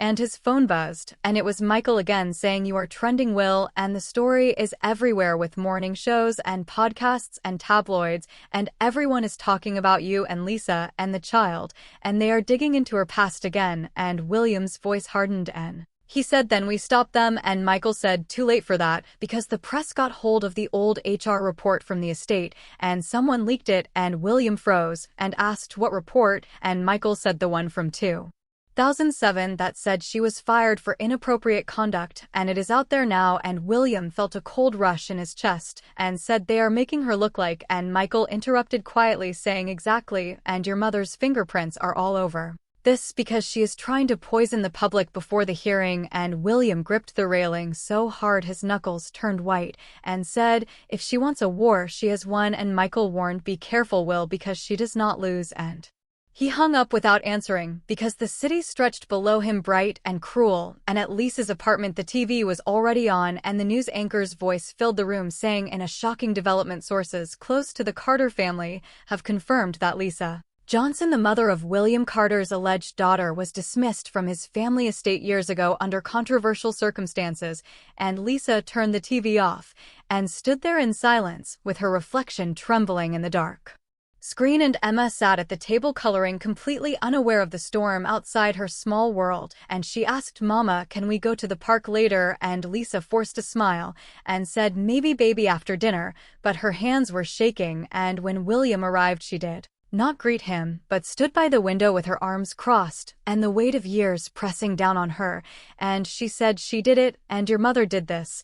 And he said quietly, I know. And she said, her voice cracking and trembling between fury and heartbreak, you said you would protect us, and now they are calling me names again with things I thought I buried years ago. And he said, I will make it right. And she shouted, how, William? Because you think you can buy back my dignity or write a check to erase what they are saying about me. And he did not answer, and she took a step closer with eyes wet with tears she refused to let fall, and said, you brought the light here, and now it is burning us alive. And he reached for her arm, but she pulled away and said sharply, do not touch me right now. And he lowered his hand and said softly, I will fix this, as if saying it enough could make it true. And she shook her head and said, you still think everything can be fixed, but some things do not get fixed, William, they get survived. And at that moment Emma came running and holding up her drawing and said, look, it is all of us with me and Mama and Mr. William. And the paper trembled in Lisa's hand as she looked down at it, because it was a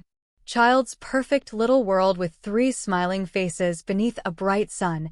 And for a second she could not breathe, and she whispered, baby, that is beautiful. And Emma grinned and said, we look happy. And Lisa forced a smile and said, we do. But when she looked at William her eyes said something else, asking, how long will it last? And the next day the world seemed to close in further, because paparazzi waited outside the apartment calling out questions that made Lisa flinch and Emma cry. And they shouted, Miss Johnson, did you seduce him? And is the little girl really his? And do you plan to demand money from the Carters? And William pushed through them, shielding the 2 people he loved most, and he shouted, back off, because you have no right to do this. And he got Lisa and Emma into the car with his face tight with fury, and inside Emma clung to her mother and asked, Mama, why are they yelling? And Lisa's voice was calm but brittle, and she said, they do not understand, baby, that is all. And William gripped the steering wheel and said, they will understand soon. And Lisa turned to him with her voice low and said, you keep saying that, but what if they never do?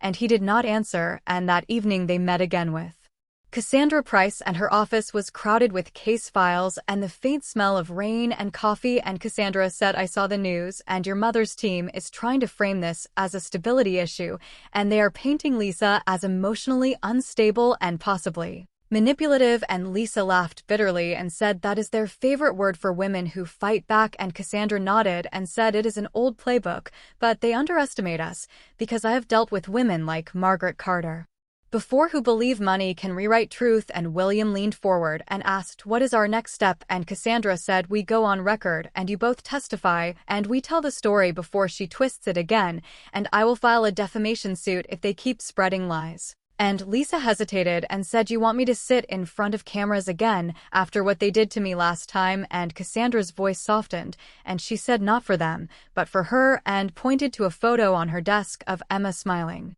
shyly between her mother and William, and she said, for that little girl who deserves a world where her mother is not someone's rumor. And Lisa looked at the photo for a long time, then nodded slowly and said, for her. And that night after Emma was asleep, William and Lisa stood on the balcony watching the city lights shimmer across the river, and she said quietly you could walk away, and you could go back to your world and pretend this never happened, and they would forgive you eventually. And he looked at her and said maybe they would, but I would not. And she turned toward him with her voice softer now and asked, why do you care so much? And he said, because I spent half my life hiding from the truth and the other half paying for it, and I am done hiding. And Lisa looked down with her hands trembling slightly and said, you think this ends with justice, but it never does, because people like your mother, they do not lose. And he reached out and gently took her hand and said, then we do not play her game.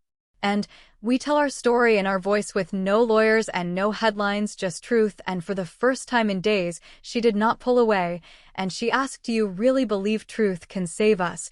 And he smiled faintly and said, no, but it is the only thing worth saving. And she let out a long breath and whispered, then let us tell it. And the city stretched before them, bruised but beautiful, just like the two of them. And in the quiet between the thunder and the next morning's headlines, something began to shift.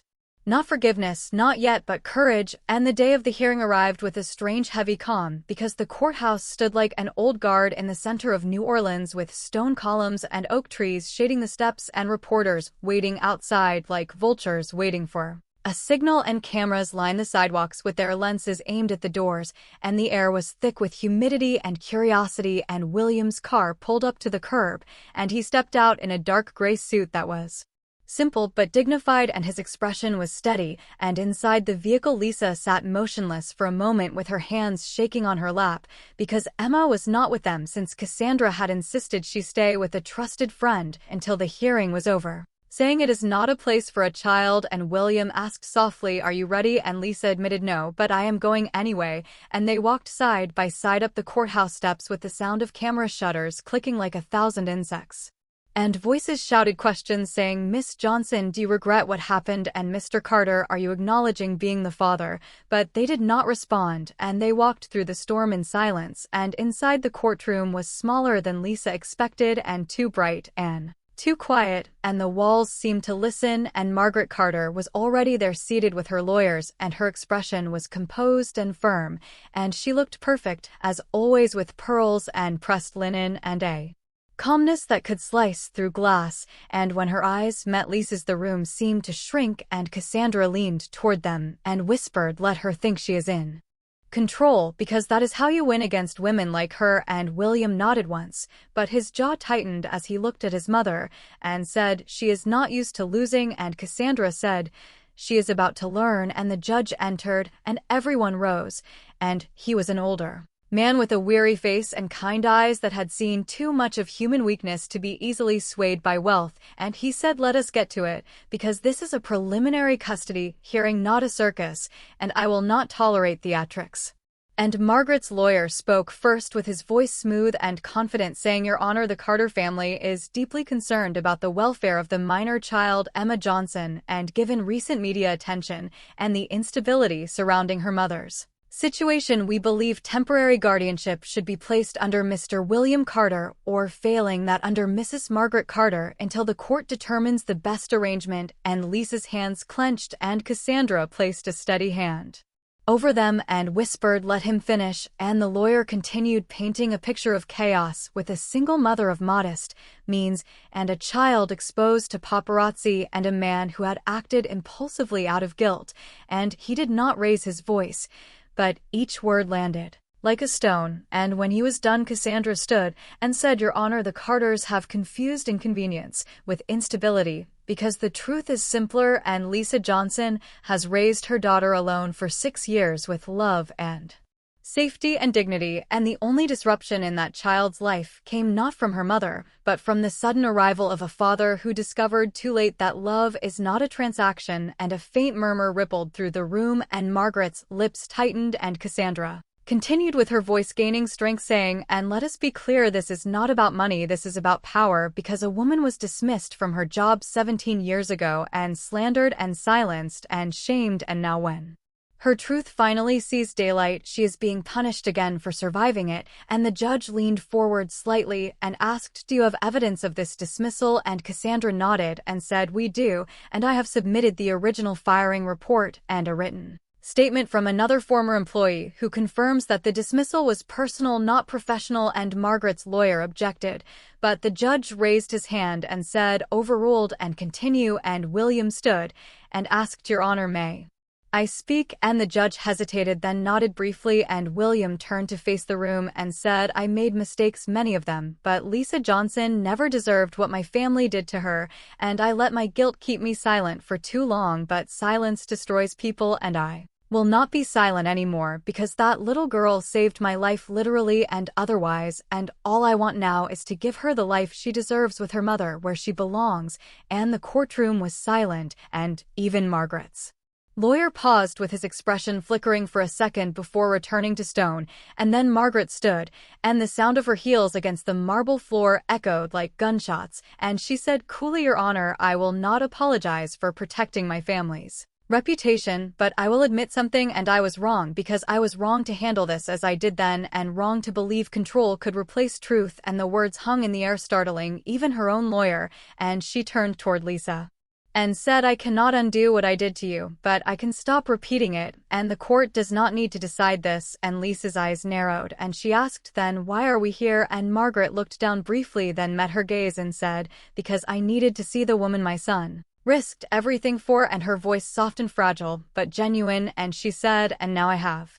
And the judge studied her face for a long moment, then said, "It appears this family is trying to find its own peace, and unless there is an objection, I see no reason to remove custody from Miss Johnson." And Margaret's lawyer started to speak, but she raised her hand silencing him and said, "No objection," and the gavel came down once, sharp and final, and the judge said, "Custody remains with the mother," and this hearing is concluded. And Lisa's breath caught as relief washed through her like a wave, and Cassandra squeezed her hand, and William exhaled deeply with his shoulders dropping for the first time in days, and Margaret turned to leave, but paused at the doorway, and she looked back at her son with her voice almost a whisper, and said, "Take care of her, William, both of them." And he nodded and said, "I will." And outside the courthouse the cameras waited again, but this time neither Lisa nor William flinched, because they walked out hand in hand with their steps steady, and the noise around them fading into something distant and unimportant, and reporters shouted questions,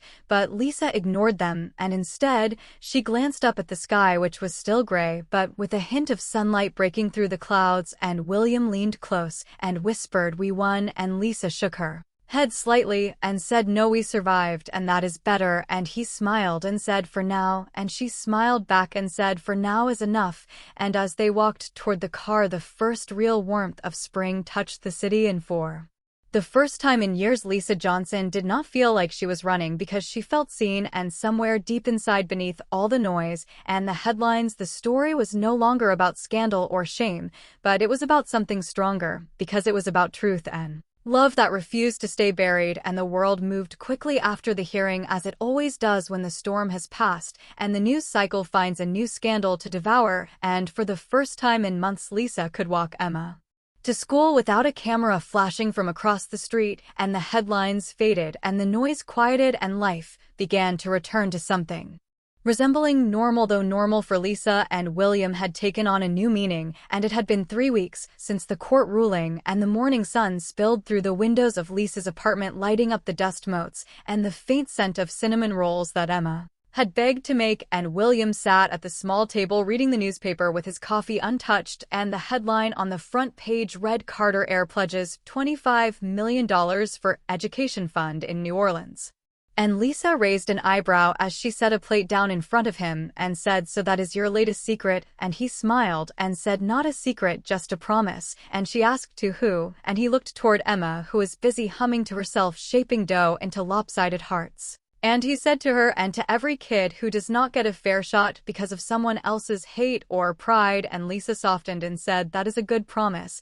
And he said, "It is a start." And later that afternoon they took a drive out of the city, and the road followed the river lined with moss-draped oaks and the occasional glimpse of old plantation homes standing like ghosts of another life. And William had asked Lisa to come with him somewhere with no explanation and no agenda, just come, and Emma sat in the back seat singing quietly to her stuffed rabbit, and Lisa watched the passing scenery and said, "You look nervous, and that is not a look I have seen on you before." And he said, "I am not nervous." And she said, "Liar," and he smiled and said, "Okay, maybe a little." And she asked, "Where are we going?" And he said, "You will see." And they turned down a narrow road that wound through fields until a small cemetery came into view, and the iron gate creaked as William pushed it open, and the air was still except for the hum of cicadas, and he led them to a modest gravestone near the back, half hidden by ivy, and it read Elizabeth Carter, 1949 to 1993, beloved wife, mother, and teacher.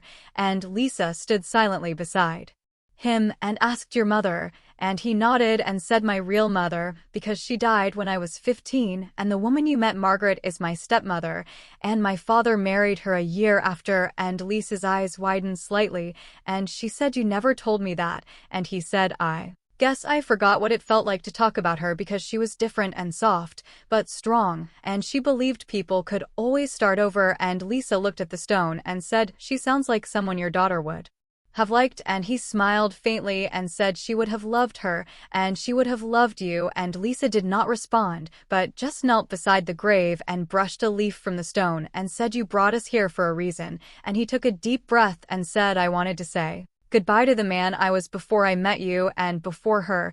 And she looked up at him with her eyes soft and said, "You do not have to say goodbye to him, you just have to forgive him." And he met her gaze with his voice quiet and said, "Maybe you're right, but I wanted her to see the man I am trying to be." And Emma had wandered a few feet away picking wild flowers near the fence, and she came running back and placed them at the base of the stone and said solemnly, "For Grandma, even if she is in heaven." And Lisa smiled with her eyes glistening and said, "That is beautiful, baby." And William crouched beside his daughter and said, "Thank you." And she asked, "She is watching, right?" And he said, "I think so, and I think she is proud." And they drove back toward the city as the afternoon faded into gold and the skyline of New Orleans rose in the distance, glittering under the sun. And Emma had fallen asleep in the back seat with her head against the window and her small hand curled around her rabbit. And Lisa watched her for a moment, then said quietly, "She is happy, really happy." And William said, "I know, and I have never seen her smile like that before." And Lisa looked at him with her voice softer now and said, "You did that because you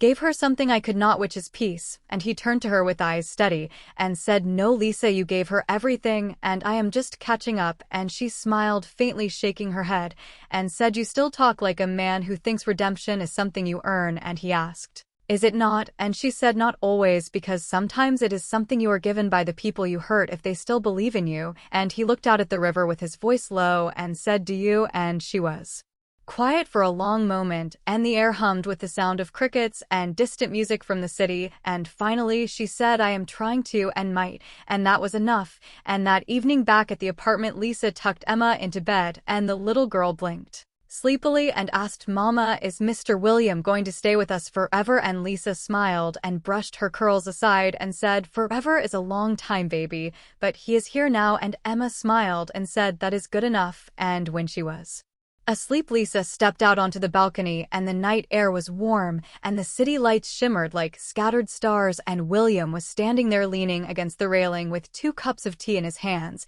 and he handed her one and said, "Peace offering." And she asked, "Peace for what?" And he said, "For all the storms I brought to your door." And she took the cup with her fingers brushing his, and said, "You did not bring them, you just showed up in the middle of them." And he smiled, looking out at the skyline, and said, "I used to think happiness was something you built like a company or a legacy, but it turns out it is something you notice when you stop running." And Lisa looked at him for a long time with her eyes reflecting the glow of the city and said, "Then stop running." And he turned toward her, and for the first time there was no distance and no fear, just understanding. And he whispered, "I already did." And she smiled faintly, and together they stood in silence, with the hum of the city below and the quiet heartbeat of something new between them. And somewhere inside, for both of them, forgiveness began, not loud or sudden, but gentle, like the first light of morning after a long dark storm. And the following weeks unfolded like the first calm after years of thunder, because they were quiet and hesitant and almost too good to believe. And For Lisa, the silence itself felt strange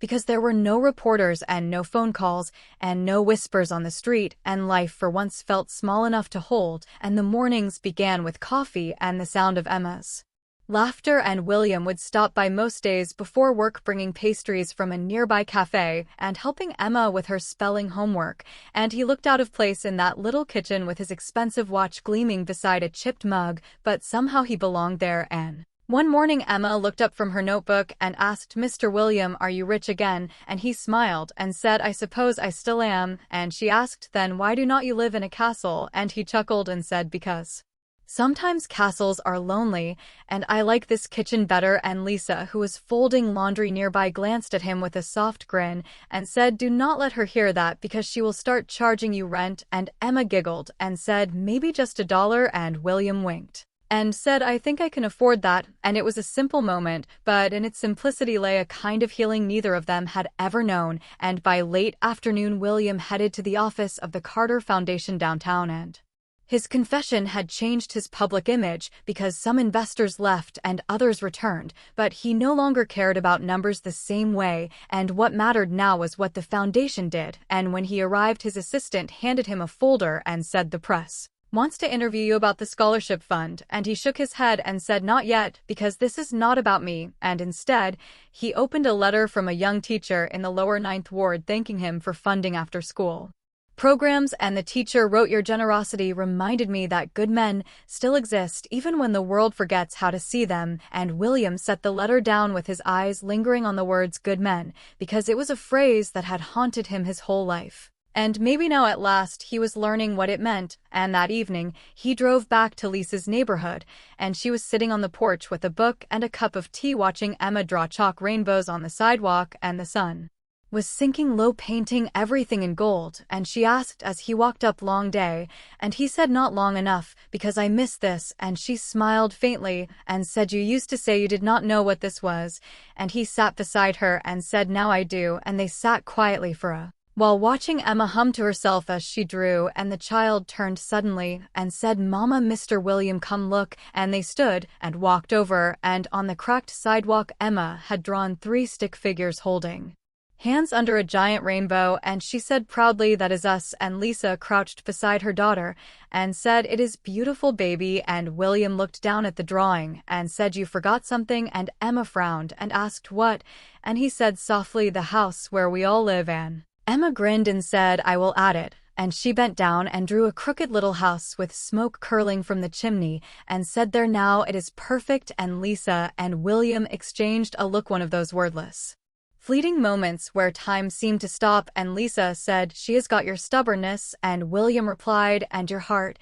And a few days later, William invited them both to an event because the foundation was hosting a small community dinner celebrating the new education fund. And Lisa hesitated at first, unsure if she wanted to walk into another room full of cameras and polished smiles, but when Emma begged to go, she agreed, and the event was held at a restored hall near the French Quarter, and jazz filled the air warm and alive, and the scent of gumbo drifted through the room, and the guests were teachers and social workers and parents and ordinary people whose names would never make the news, but whose kindness changed lives. And Lisa wore a simple navy dress, and William could not take his eyes off her because she moved with quiet grace, and her smile was shy but genuine. And when she caught him staring, she said, "You better stop looking at me like that, because people will talk." And he smiled and said, "Let them." And they danced once slowly to a Louis Armstrong song, and the music wrapped around them like memory and forgiveness. And for a brief moment, it did not matter who they had been or what the world thought they were, because they were just 2 people learning how to live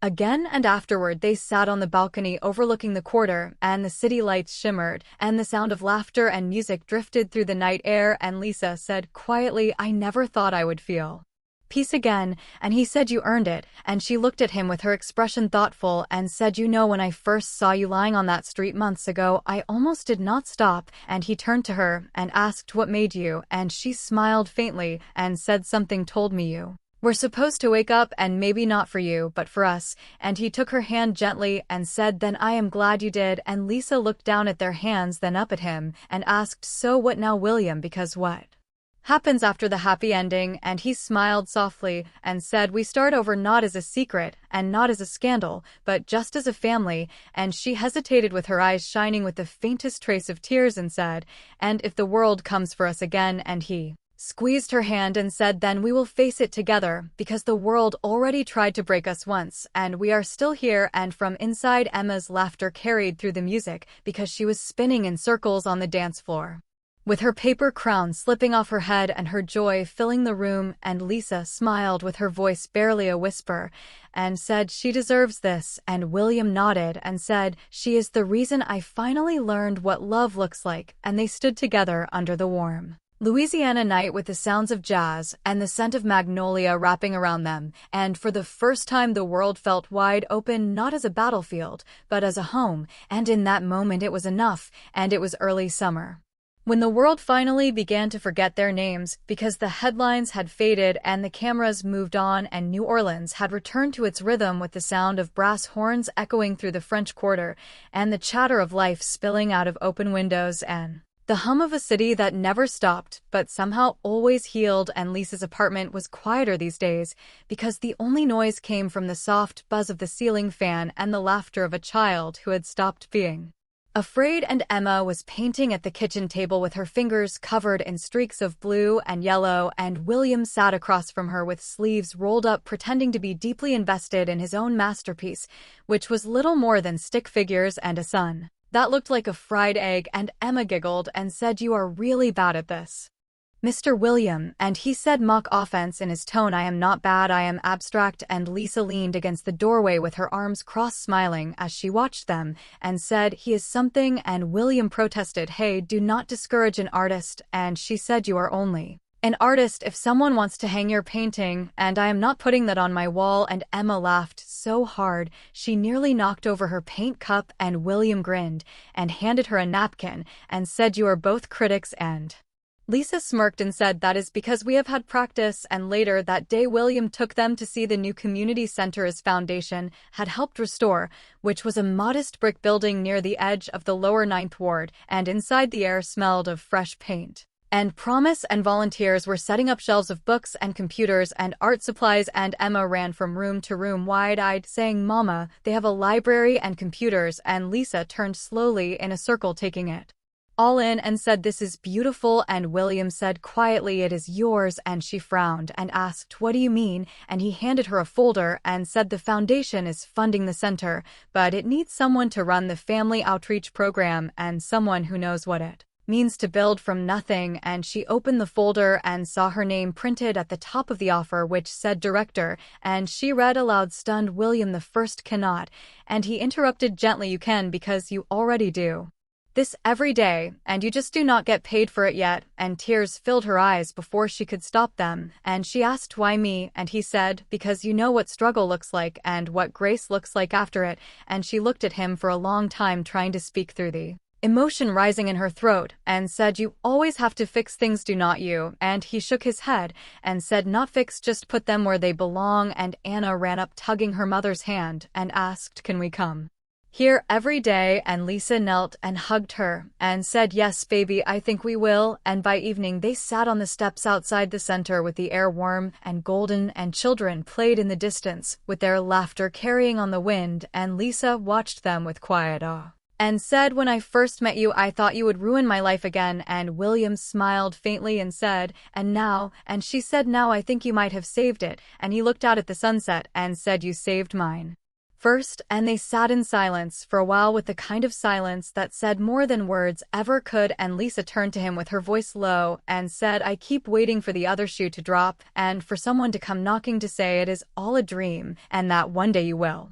wake up and remember who you are. And he met her eyes and said, I have never known who I was until now. And she smiled softly with a tear slipping down her cheek and said, you always say the right thing, you know that. And he laughed lightly and said, not always, but I mean it when I do. And that night back at the apartment, Lisa tucked Emma into bed, and the little girl was half asleep with her voice small and drowsy, and she asked, Mama? And Lisa said, yes, baby. And Emma asked, do you think God Makes people meet twice, like if they mess up the first time he gives them another chance. And Lisa's eyes softened, and she said maybe because maybe that is what grace is. And Emma smiled and closed her eyes and said, then I am glad he did. And Lisa sat there a moment brushing the curls from her daughter's forehead, and then she turned and saw William standing in the doorway leaning against the frame with his face lit only by the lamplight, and he said quietly, she is right, you know. And Lisa asked about what? And he said second chances. And Lisa rose slowly and walked toward him and studied him for a long moment before finally whispering, maybe we deserve them.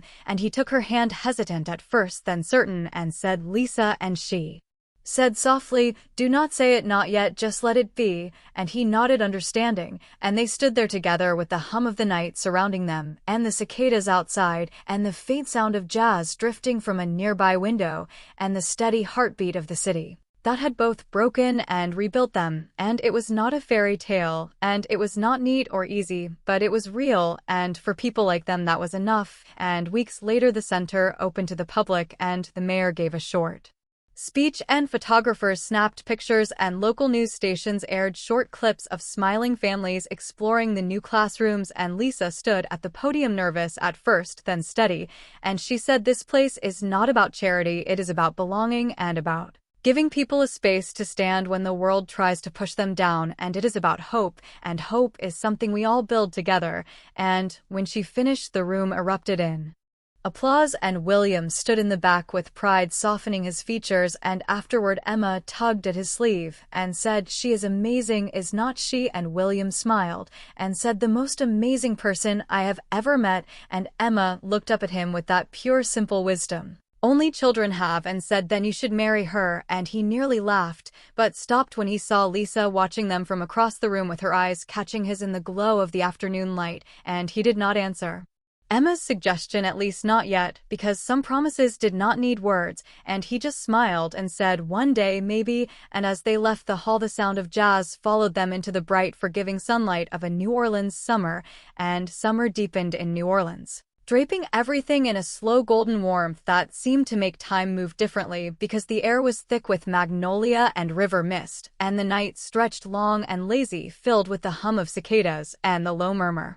of jazz rolling through the quarter. And for the first time in her life, Lisa felt something like stillness, not the kind born of exhaustion, but of peace, and the kind that comes when the past stops chasing you.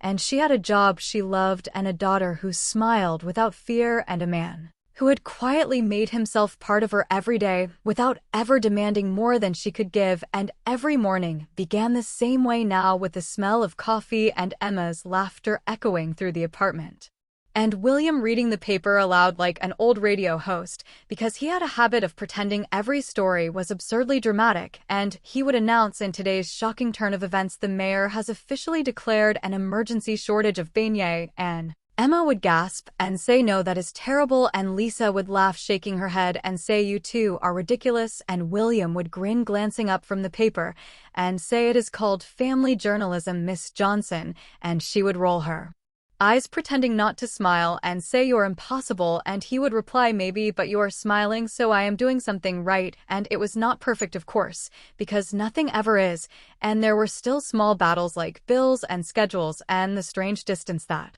sometimes crept between two people still learning how to trust the world again. But now the quiet moments held more weight than the storms ever could.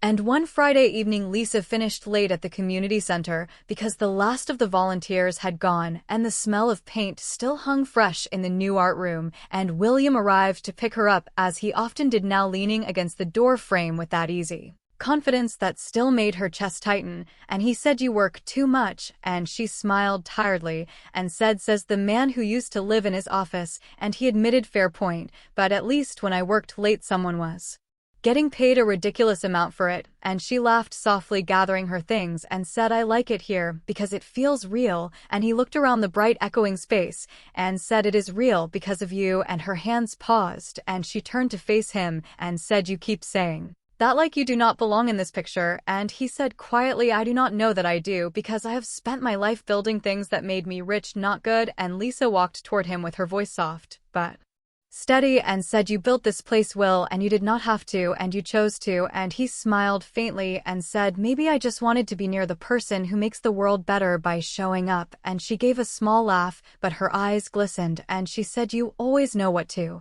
say," and he shrugged and said, "I only mean it when it is true," and they stood there with neither moving and the air between them humming with everything unsaid, and the next morning Lisa woke to the sound of music drifting in through the window because a brass band was warming up somewhere nearby, and Emma ran into her room with hair wild, shouting, "Mama, there is a parade," and it turned out the block was hosting a small neighborhood festival with children running through sprinklers and food vendors lining the sidewalks and laughter filling the air, and William joined them later wearing jeans and a baseball cap pulled low trying to blend in, but it did not work, and Lisa teased him saying, "You look like someone's idea of casual Friday," and he grinned and said, "I will take that as a compliment," and they spent the afternoon walking through the festival with Emma painting her face with glitter stars and eating too much cotton candy and convincing William to ride the carousel with her. And he looked ridiculous tall and awkward on a painted horse, but Emma's laughter made it impossible for him to care, and at one point, as the brass band played a slow, sweet tune, Lisa and William found themselves standing near the river away from the crowd, and the water shimmered golden blue under the late sun, and he said softly, "She is happy," and Lisa nodded and said, "She does not carry the weight we did," and he said, "That is the point, because you broke the cycle," and she looked at him with her expression tender and said, "We did," and they stood there for a long time with the sound of laughter and music behind them and the river stretching endlessly before them, and for once silence did not mean distance, it meant understanding. And that night after Emma fell asleep, Lisa and William sat on the balcony with the city glowing beneath them and the smell of rain on the air, and he handed her a small envelope and she asked, raising an eyebrow, "What is this?" And he said, "Open it," and inside was a single photograph, old and slightly faded, showing a much younger Lisa wearing her maid's uniform and smiling awkwardly at a charity event years ago, and standing just behind her in the background was William laughing with someone completely unaware of her presence, and she whispered, "Where did you find this?" And he said, "My mother kept it, and I found it in an old box last week, and I think she meant to destroy it, but she did not," and Lisa traced the edge of the photo with her finger and said, "We were in the same room," and he nodded and said, "Even then, and I never noticed you," and she looked up at him and asked, "Do you notice me now?" And he met her gaze with something tender and raw in his expression and said, "I see everything now," and for a moment the world held its breath and the distance between them closed, and his hand found hers warm and steady, and she did not pull away this time, and the city pulsed below, alive and endless, and somewhere a trumpet began to play a slow aching tune that sounded like memory and hope tangled together, and Lisa leaned her head against his shoulder and asked, "Do you ever wonder what would have happened if things had gone differently back then?"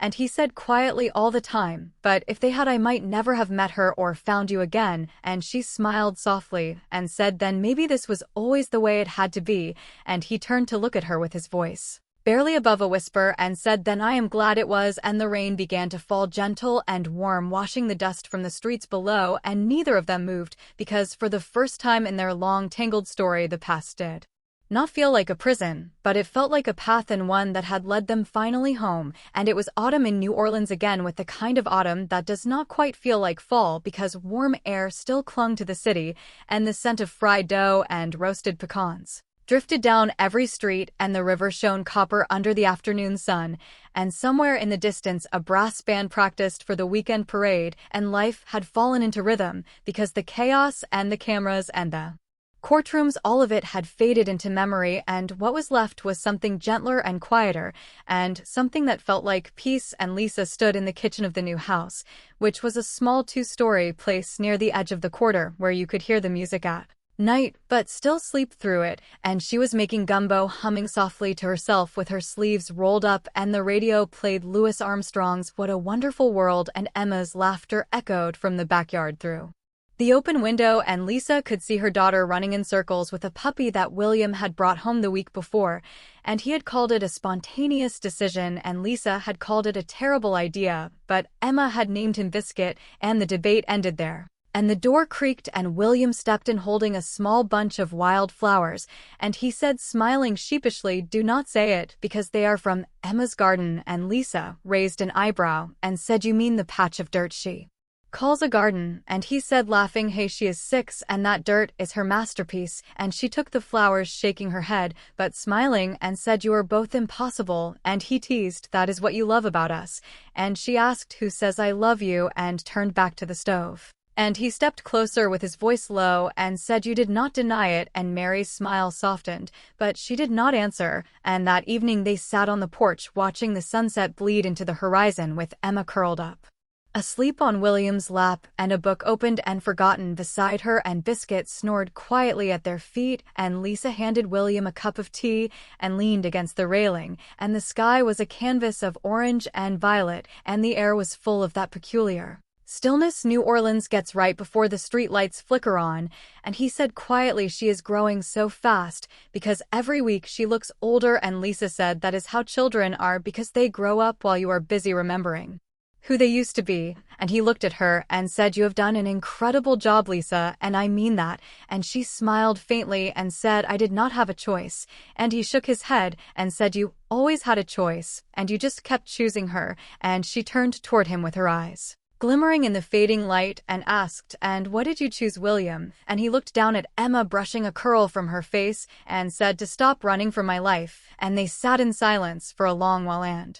then out of nowhere Lisa said, "You know, I used to dream about leaving the city, because I thought I would go somewhere new and start over somewhere nobody knew my story," and he asked, "Why did not you?" and she smiled softly and said, "Because she loved it here with the people and the noise and the music, and I realized maybe I did not need to start over, and maybe I just needed to stop hiding," and William nodded slowly and said, "That is what I found here, to not escape, but truth," and as night settled Emma stirred in her sleep murmuring softly, and William lifted her gently and carried her inside, laying her in her bed, and when he returned to the porch Lisa was still standing there with the soft glow of the porch light casting a halo around her, and he asked, "You are staying tonight?" And he hesitated, then said, "If that is all right," and she looked at him for a long time, then nodded and said, "It is all right," and they sat again with the night warm and quiet around them, and the city hummed with its usual music like distant jazz and a barking dog and the rhythm of a place that refused to sleep, and she asked suddenly, "You ever think about what comes next?" and he smiled faintly and said, "Every day," and turned toward her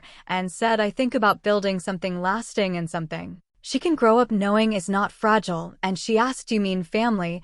and he said softly, "Yes, ours," and Lisa exhaled slowly with the word hanging in the air between them, and she said, "William," and he reached into his pocket and pulled out a small velvet box, and her breath caught as he opened it, and inside was not a diamond, but a simple gold band, elegant and timeless, and he said quietly, "I am not asking you to forget the past, because I am asking to stand beside you through whatever is left of the future, with no headlines and no names, just us and me and you and that little girl who saved my life before I even knew I needed saving." And Lisa blinked back tears and said, "You do not make things simple, do you?" and he smiled gently and said, "Not my best quality," and she laughed softly with the sound catching in her throat and said, "I do not need perfect, William the First, just need honest," and he said, "Then that is all I will ever be," and she took a long breath with her hand trembling slightly as she reached for his and whispered, "Yes," and the word was soft, but full like a door quietly opening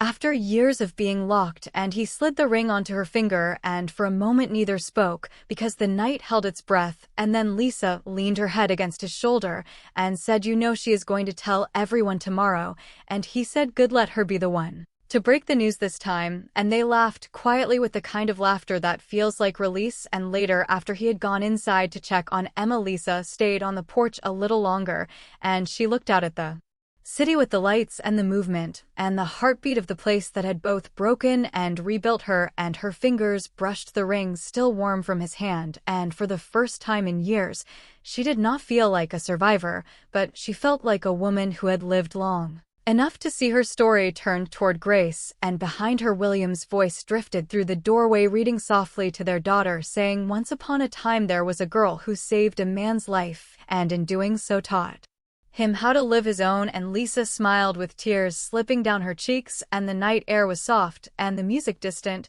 but familiar, and somewhere across the river a church bell chimed the hour, and it was not a fairy tale ending, but it was theirs, and sometimes that is the only kind that matters, because the story of Lisa and William and little Emma teaches a timeless lesson about redemption and truth and the quiet strength of love, and it reminds us that no amount of wealth or power can undo the damage caused by silence or pride, but honesty and courage and forgiveness can begin to heal what was once broken, and true justice does not always come from courts or headlines, because it comes from choosing compassion over fear and truth over reputation, and in the end, the greatest victories are not the ones the world applauds, because they are the moments when a person finds the courage to face their past and make peace with it, and finally live with an open heart, and sometimes a single scar can hold an entire lifetime of pain and forgiveness. And what would you have said if you were in Lisa's place or William's? And where are you watching from?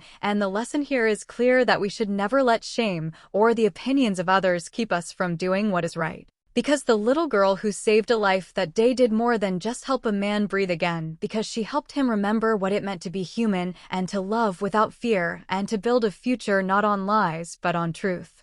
And Lisa, who had carried the weight of someone else's mistakes for so many years, finally learned that she was not defined by what had been done to her, but by how she chose to rise above it. And William, who had spent his whole life chasing success and avoiding his past, discovered that real wealth is not measured in dollars, but in the people who stand beside you when everything else falls away. And little Emma grew up knowing that family is not always about blood or perfect beginnings, but about the people who choose to stay and fight and love even when it is hard. And in New Orleans, where the music never stops and the river keeps flowing and the sun rises each day over a city that refuses to forget its past, but also refuses to be defined by it, 3 people found what so many search for their whole lives, which is home, not a place, but a feeling, and not perfection, but peace, and the kind of love that survives storms and grows stronger in the light.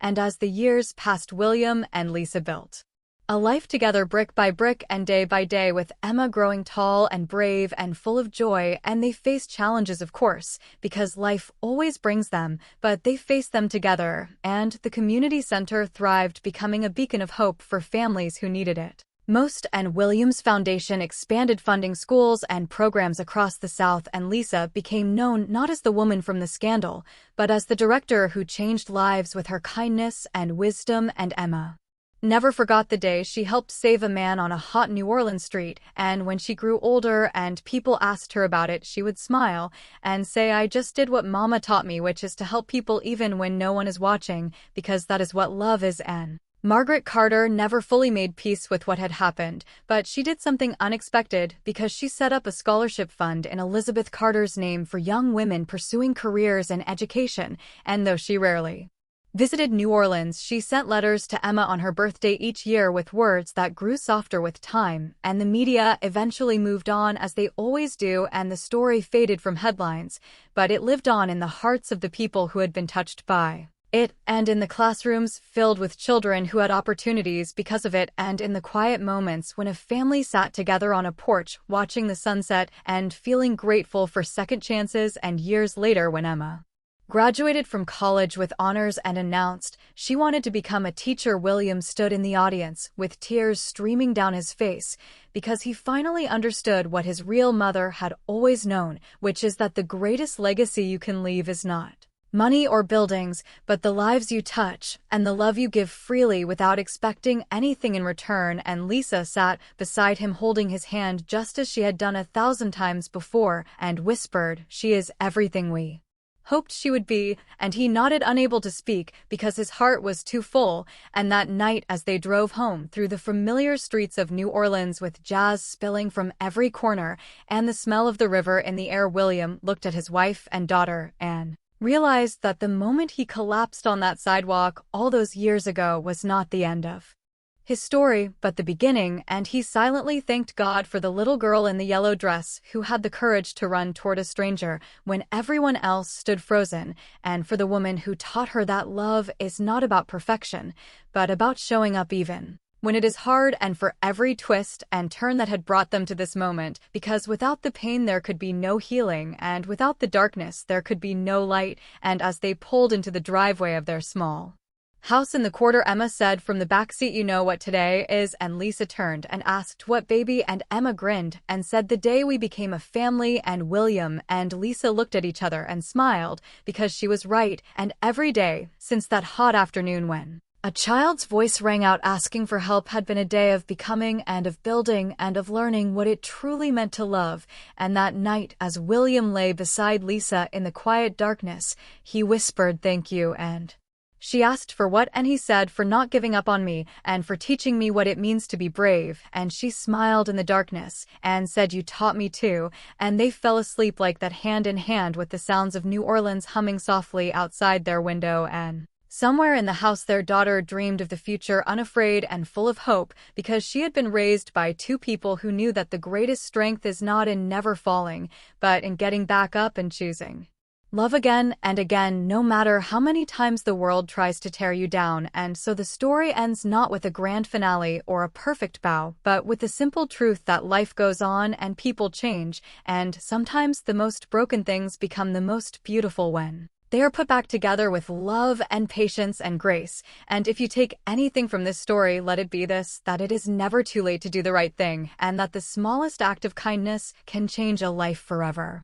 And that forgiveness is not about forgetting, but about choosing to move forward without the weight of bitterness holding you back, and that family is not something you are born into, but something you build with your choices every single day. And in the end, William Carter learned that being rich had nothing to do with money and everything to do with the people who loved him. And Lisa Johnson learned that her worth was never defined by what others said about her, but by the strength she carried inside. And Emma learned that heroes do not always wear capes. Sometimes they just show up when someone needs them and love louder than the hate. And so their story became part of the fabric of New Orleans, woven into the streets and the music and the spirit of a city that knows better than anywhere else that redemption is always possible, and that grace is real, and that sometimes the best way to find yourself is to save someone else. And as the sun rises over the Mississippi River, painting the sky in shades of gold and pink, a new day begins, and somewhere in the city a child laughs and a family gathers around a table, and two people who once thought they were broken hold hands and realize they are whole. And that is the true end of this story, not in tragedy or triumph,